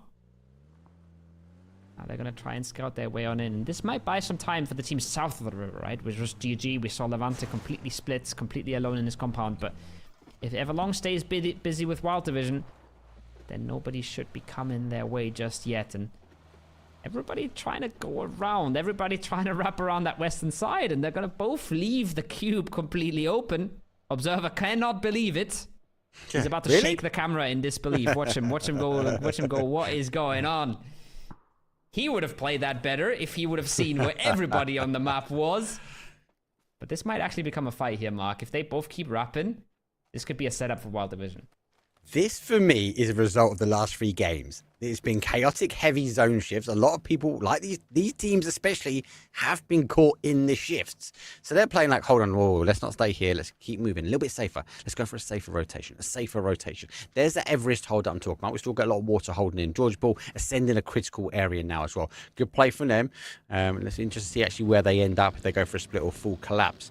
But these teams just dancing around the outside edge. It only takes a gaming gladiator. It only takes a contestants. We can see them sort of coming over by cube as well. If they want to get aggressive, they want more points, they will be geared up and rearing to go. Now here comes the big migration. Rest of the teams move in. Ascend are going to collapse all the way down to the warehouses. They won't get much visualization outside of there, but they might be playing for a late game. GG getting off the mountain as well. They don't want to risk that anymore. They don't want to get crunched on. They want to rather play the crates and play out late from there. But they are losing one in transition. Not sure how that works out for them circle-wise. The Everest is quite favored still, but they realize it's not an area they can control. Now Bushido has to get careful here, Mark. They're going deep for that flush. Metebe, not giving a care in the world, wants to get that run over no matter what. But they do get away with it in the end here. GG losing one is big. Would have loved to avoid that. But unfortunately, even though they had all the info from the top, the timing wasn't perfect for them. Yep. Go next to consolidate up, and they do find themselves a new car, big gifted by our win or die team. A lot of teams still sitting very much on the outside edge. Shibu, oh, he gets caught here. Tinks puts him down. Gets a lot with the headshot. Let's believe. Hopefully we'll keep their eyes in the skies for this round, because God hope that team doesn't get taken out by a mortar. Looking for some initial kills. This is all about getting rid of these teams around you. Hold the south side as clean as you can. Expect a big shift away. And sorry, I'm crazy. That is an impressive 2. Easy for him. Should be getting a little bit of reload, especially when it comes to the util. 1 and 2. Thank you very much. Going to confirm that as well. Keeping that south side for themselves. Lay's dropped everything. Love it. Yeah, he's mad. He's not happy about this. Yeah. You know who else is not happy about this? GG. I think they've lost all but 1 at this point. Maybe 2 man, but they've lost a lot of their entries on that crate circle. They were actually getting pushed here for a bit. The glider finally out of the picture. Recup. Gets himself inside. As I say glider, I think they were EPing all the way from Milta. So big position for them. Yeah. I would have loved to see them delay it a little bit further maybe. Wait for the phase 3 shift to guarantee where we're going, because Mark, I don't want to jinx it. I don't want to say it. Oh, don't say north. Easily still go north. There's still a solid 20% chance maybe that this goes north, maybe 15. It's not high, but it's definitely there. So being very committed to the south here is a reasonable risk, but it's still a risk. Love it. I love how you're like the cool, calm, collective, the numbers guy, the analytic guy. Me and Fadex are rubbed literally agent of chaos into you. And now you're hoping, you're praying for those numbers to be higher as it will try and shift. But yes, there is an opportunity that it could go to the north. If it does, or at least holds on to a large area in the north, does mean the shift towards the south is going to consolidate our teams. And we are going to see teams bottleneck again. Well, on the other side, good to see Houdini actually keep all 4 up here. We go from phase number 2 to phase number 3. I think they're going to be sitting in their cars ready to get that rotation if it does shift away. It does go south. It does go southeast. Everest. Right onto Everest. And I'm telling you who's sad about leaving Everest. It's Leos Nextens now. I don't know if they're going to go for the ice cream or they're going to go for the bottom of Everest. They could go for both. I think bottom of Everest is the name of the game for them at the moment. Going up top is not going to be an option anymore. Shots already raining in, damage already being threatened at least. And bottom of Everest, not a fun position to be in, especially not at this point in the game. Later on, when your north is clear, playable. Right now, absolutely awkward. Ascend though, Bushido, they've locked horns, and this should be kicking off. And it's Chris has planted a bit of the bottom side of Everest I would have gone to, right? Oh, gets caught on the run back though. Rex has to think about putting him in the car and get going. No, surely get going. He does turn and says goodbye. He'll try and work his way. As Chris holds the position, there's a good hold for him. He has to get to the dip. What? He doesn't get there as well. Insane Celtic 2. Great sprays though, and now puts Chris under pressure. As belief, well, they move into the same position. And it's night and day. It's 2 teams that looked really bad last week, and Bushido completely turning it around. Ascend not able to do that at all just yet. Getting punished time and time again. Not able to get a game going for themselves. Not able to actually play out a game for themselves. Desperately need that right now. Not bad airburst that. Just a little bit to the left. Might have got away with that. Or at least a bit of damage. Util's so big in this. Util's so big in all these third-person standoffs. Everybody knows where each other is, but if you just land a big nade, easily take them out. This is a nice EP. It's a little late now. Rip. I complained about the other one that was a little bit too early. This one's a little late. Everybody's already consolidated into the positions where the circle's going to be. Yeah, gone. And you're not making it out. Nice shots. Raining bodies. There we go. That is punishing. Definitely late.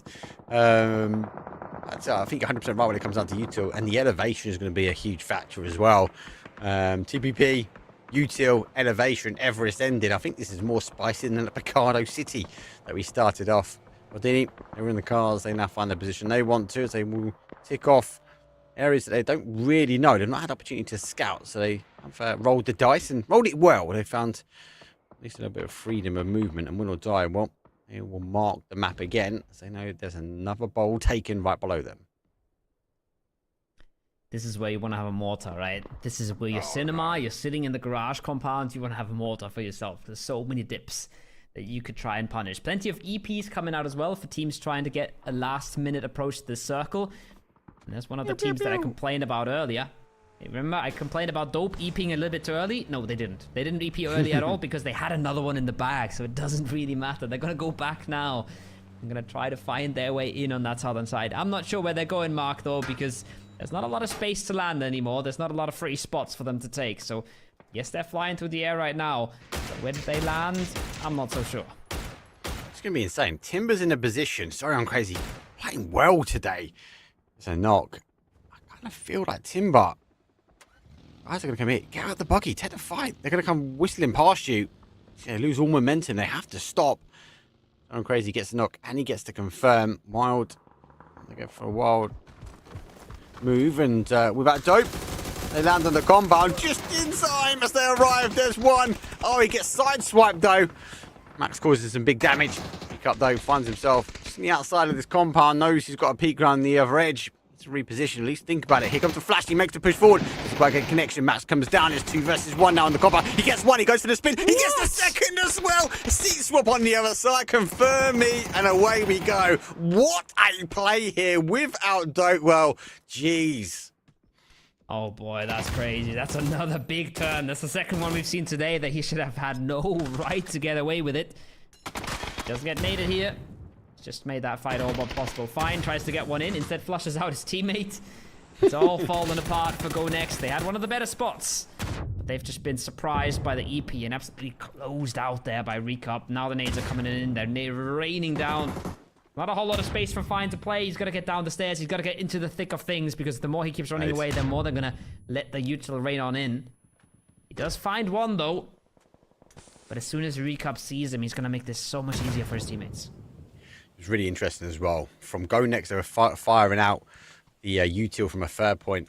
Recap, though, he swapped to FPP to launch the nades in. So looking to try and get it in towards that door. Opens the door behind. Doesn't quite see the players that he wanted to. He did catch one. One pass goes double check on the inside, but runs straight past the player. Didn't check off the areas. How did they get away with it? Here comes the other, though. As Wild on that EP1. Rotation, backfill. Got an element of control. Phase number 4 goes back towards a southwest now as Chris whistled past. How did he get away with that, Chris? Since there's a downed body behind you. Oh my God. And he's not even moved. He's not even moved. It's Chris. He's hitting the bench behind him. He's lifting some weights, clearly.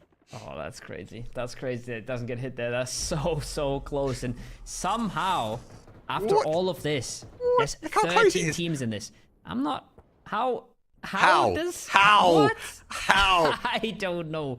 It's Chris is built different. It nicks his toes, right? Like, I don't think he has working legs anymore. He's a unit. He just lifted the car up. He's like, no, you can't pass me. It's Chris. I'm a rock. That's crazy. Somehow... The Rock. Don't find him. The Rock, it's Chris. That's crazy. Stays alive for Ascend, but only top 13 still. Even though we've lost so many players, we've barely lost team. 36 alive, 13 teams is crazy, Mark.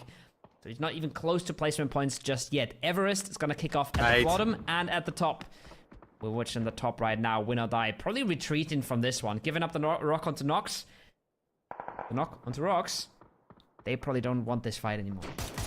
No, it's right call. They go towards the west, hold out. There's a ridge line they can hold before then redrawing their attention. The problem is they've got that timing. If they get it wrong, everyone low down will just be watching for them running off and it'd be shooting fish in a barrel. But now they have to draw their attention back and they have to draw up the line of when do they retreat and hold and when do they actually stop and ensure that GW can't move any further forward. That being said, though, the team who was up here first, oh, they return, but with only one man. Only one man. Layers, though. You say only one man, but they still do a whole lot of damage there. Arman taken out on top. God willing, losing one. Layers going to look to make that 2 if he can. Oh. And there's a ton of solos that you can step on top of. There's a ton of snakes that might bite you. We see one unfolding at the bottom there. Holy pops up a few shots in between the multiple teams. Leosh has a kill just on his plate. Just has to take it. But he's trying to get 2. He's trying to stay alive as well. He's trying to maximize here, Mark. Just has to hope that nobody turns around at the wrong time.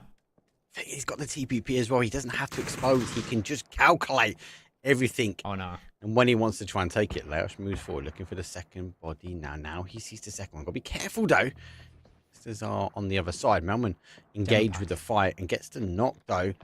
Baldini, the jammer pack, well, he's providing... Oh, no. He's going to be so open trained now. He's going to run back. Leosh short. He's going to activate and get both those knocks, but on the north side here, huge nades. They're going over the top. And it's Chris. Still surviving. There's one. Peekaboo. Looking for the second one. Sees another body. As he uses the TPP, going to use the opportunity now to keep on the south side. He's going to reposition those, looking to make sure he can get the confirm as quickly as he can. There's a nice reposition though from GW, and Leosh though storing it to fight him. He's trying to out-rotate it, but he gets nailed from afar. Recap nails him down. Chris blue healing, meanwhile. He's completely snuck past, or let them walk past, I should say. Yeah. He might outlive the contenders here because they are getting blown up by this. Baldini staying true, finally getting a good fight going for themselves. As I say that, third party comes in and it's looking messy on the north. Look at that mini-map. Everybody struggling to make their way on in. It's not easy for anyone involved, Mark. Nope. Hope has to take a little bit of relief while he can, as he does sandwich himself in this little pizza section.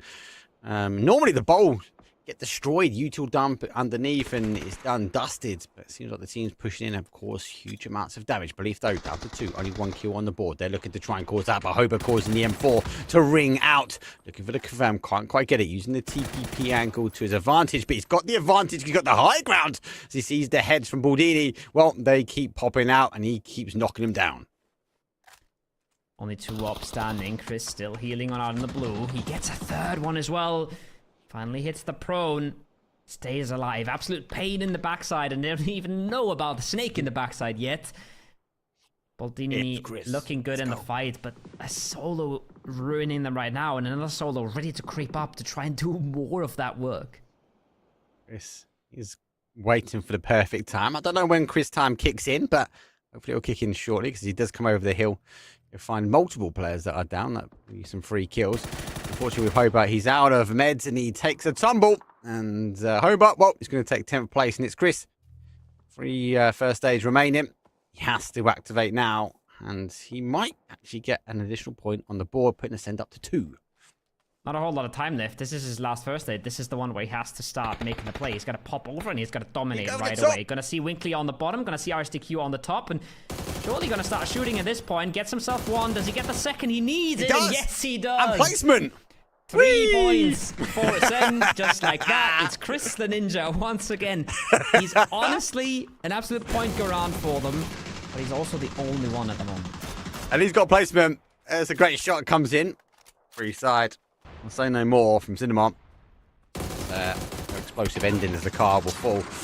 Reposition though on this sort of southwest corner, as they do have a little ridge, but they've got Bushido looking to make swipes at them. They have to work their way back towards the compound. That gives up towards the high ground. And Bushido, well, we know they can capitalise when it comes down to the high ground. You've got to be careful though, because when you die, you still have a element of high ground themselves. They continue moving their way around. They will be exposed here, Bushido. So just maybe wait for the zone, but we know this team has got an element of control. Carnage is over just for a few seconds, yeah. Gonna slow down a little bit. Coming to the late game here. Nail Cop. Not slowing down anything. 57 with a nade. Gonna look to follow that up with a 2nd one. Not waiting around. That's a good one as well. Nicely done. Finds Ansley. Just like that. Belief down. To Never Lost Hope. But Bushido once again taking the kills where they can. Using their control, using their space. You love to see it. Phase 7 about to come on in. We have a few solos still kicking around.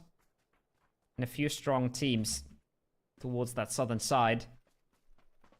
Without Dope. Good showing from them so far, right? Pick-upping into that compound and really been able to rack up a few more kills after that. How did they get away with that? That is insane. Recut was the one. Reloaded.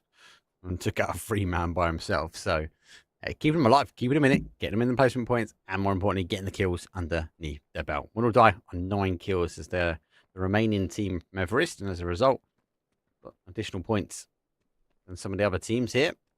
Hell of my bad, might be looking at that drop to go, I need a new vest. I wonder if there is one still remaining in there. For now, I don't want to give up the high ground because it does come with a lot of opportunity to gain a hell of a lot of information. Interesting that Eternal is still so far away, right? So far off on that angle. 4 without Dope. Trying to make sure that nothing unexpected happens. Trying to make sure that they're using all of the space without getting ratted. Getting themselves as many angles as they can. Win or die, don't fancy their chances. This fight has to happen. There's 2 of the big teams still. Fighting it out for the compound. Util comes out to both sides. Damage is done to both of them, but Timber's already out. And just like that, Celtics walked in, gotten himself another. Looking free, looking easy for Bushido right now. Yeah, and I like the third party timing as well. Play from the south side here without Dope looking to try and claim up as many points as they can, but she don't on 10. And they just pressed the delete button though. It's free. Well, free and out of here. Top 4 remain. It's 4 versus 3 versus 2 versus 1. Love it when it lines up this way. 1 will be soon done. I feel like win or die. Looking to get number 10 on the board for themselves. Absolutely rapping this guy. Rhyming as well. 1 soon to be done. Yeah, not wrong. As they close it out. Keep in mind, this is again, every single frag that you get on solos here is a 2-point frag. So big steps for win or die to punch their ticket. 10 as well for Bushido. They've not been quiet on their side. Great money. Bringing the paint to Ascend earlier. Now bringing the paint to Recup. Taking members away. Oh, that molly is a few centimeters short. I thought he had that. They think they've cleared the car now. This could be disaster, Mark. They don't know. No. Bushido, like, Samurai, they know. The honourable way, he's going to send forward the blaze of glory that Recup has been today. He tries to catch it. Actually, he can step on their own molly, actually, as a result. So just be careful. He needs to get the med on now, but it's then still hold it. And Bushido have been a consistent force on day number 1 here. And they're looking to try and close this one out. 4 versus 1 versus 1. There's no way Rondo is really going to get that res outside the zone. More importantly, stuck behind the rock here. Bushido working out. They've got full control. 12 kills. Looking to get another couple more. Yeah. Just closing it out in style. Nelkop been having fun with the arm as well. We've seen him pop off a few shots here and there. And even if we do get that res on win or die, shouldn't be able to make it very deep into the zone. Neither will Eternal. They were so widely split here, Dope. But they didn't seem to just pay any respect to the fact that Bushido could push out of the buildings, right? They thought, okay, Bushido's in the buildings. We're outside. We're good here. They didn't think they needed the manpower, but we know now that they did. Celtic clean with it. Elcop closes it out. Just like that now. Halomybad knows as well he's in top 2, so he doesn't have to delay anymore. Yeah. He can play the game now, figure out any way to maximize points, and or deny. Sometimes maximizing points is denying the point. Not a spicy ending, not an exciting ending. It is. But a big win, regardless, for Bushido, and I think that's pretty much just gotten them through the entire stage, Mark.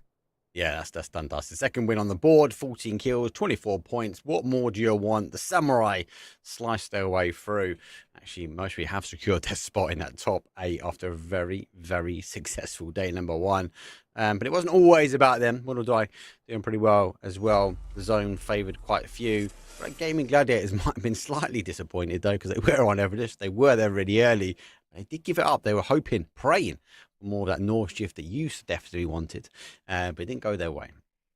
I just said there was a possibility, right? There was a possibility. You got to keep the numbers. You got to keep the numbers in check. There is always odds that it goes somewhere. You can play the odds. Some teams did, right? We saw some teams move on to that northern side quite early. But it's another big game for a lot of the teams who have already performed, right? Dope, yeah, they're putting themselves up there, but it's again Bushido and Win or Die. So 2 of our absolute top teams there, fighting it out for the top. I think that's 1st and 3rd before this game who are fighting for the win in this one. Yeah. So without Dope, I think they were somewhere in the top 5 as well. So a lot of the top teams in the end staying consistent, staying true to it. The momentum is just working out for a lot of these teams. So once they get rolling, they don't stop, and I feel like that's kind of been the topic of the day. About the topic of the day, though, I want to just recap, actually, as we look over the highlights, though, from the whole day. Actually, week number 3, because Bushido were here last week, right, with you and Felix, and they just didn't get enough on the board. They actually ended last week on 27 points, and what's the difference, really, from your point of view? Like, is it to do with the caliber in the lobby? Is it to do how they're playing the game? It'd be good to get like kind of a understanding from your side. Actually, why is Bushido performing so well today? I think it's a little bit of both, right? They are playing very aggressive, and it's been working.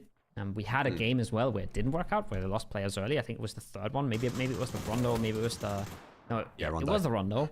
Where they do lose a bit in that garden area. But playing very aggressive, and honestly, you can't lie about it. The lobby is not as strong individually as it was last week. We had Foot in here. We had FaZe Clan in here. We had some of the best teams in the world in this lobby that are not playing tonight. And when you're going for a ton of fights like Bushido was today, it really helps when it's not Vard on the other side or any monster of that caliber, you know? It's just a little bit more doable. So I think they're combining with both the things, the lobby being easier, but they're also playing like the lobby's easier. They're playing very aggressive. We see an Ascend, for example, that should be dominating in this lobby as well. And they're maybe playing a little bit more like their normal style, passive, position-based, right? And it's not working out for them at all. Yeah, I was going to ask you about Ascend, because, again, they're a name that I'd expect, and always got a lot of backing from me, a lot of love from me, Ascend, but they're just not performing. You'd expect if the lobby's a lot lighter out, they should be more aggressive. They should be playing maybe slightly different. It's not going to be the case. But yeah, Bushido, yeah, look, I can't hide away. I can't take any facts. And actually, this is a different style lobby. Yes, we haven't got the FaZe, and FaZe obviously did farm so many points up. I just want to see Bushido. I think Bushido in the FaZe lobby last week could be a top contender if they kind of just have that self-belief to a degree. Yes, it is different, but I think they can just perform at the highest caliber if they want to. But for now, we'll have to wait and see. Other takeaways for me though, like definitely Win or Die playing strong. Gaming Gladiators up there. Win or Die showing us what they've got as well.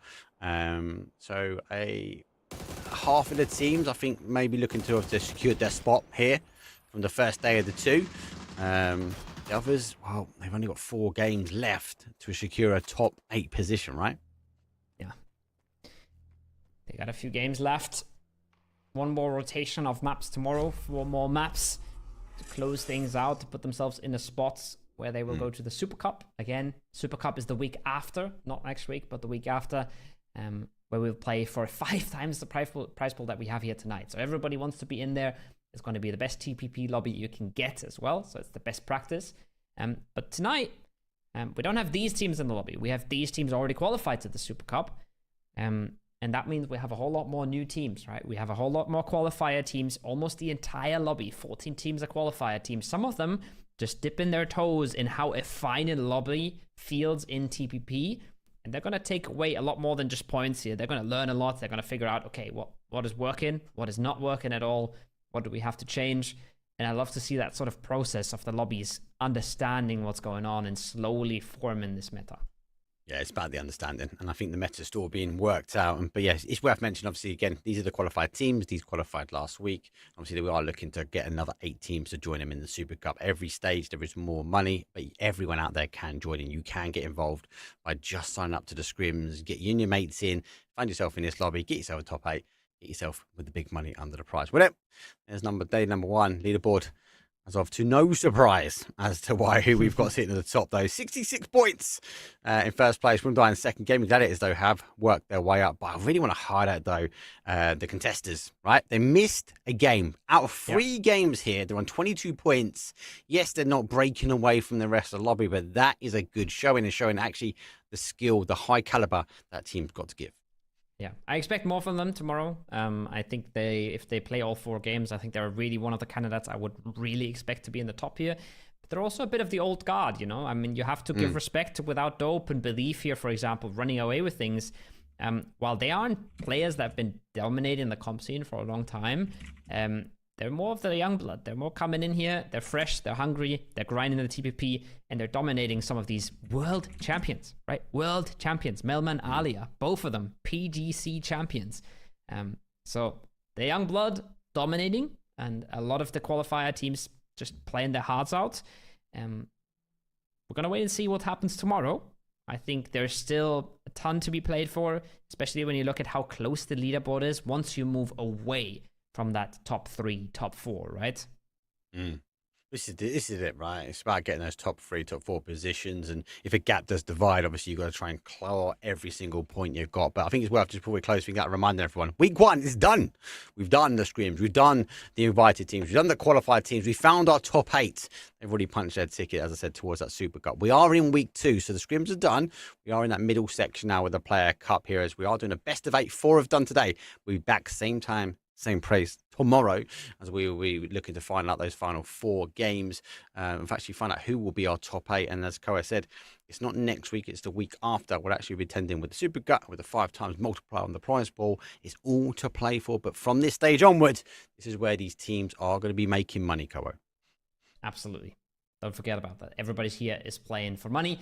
And a lot of the guys that are playing tonight have just signed up for the scrims and have gotten their way into the top 14 of that scrim leaderboard. So that's not impossible.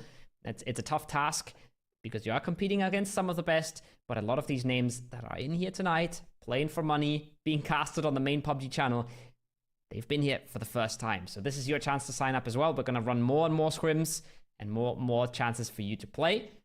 But first, we got to close out this Player Cup, which we will do tomorrow. Thanks for being here tonight, Mark. Was a lot of fun. and we'll see you guys tomorrow. Same time, same place. So be there. Happy birthday again, mate.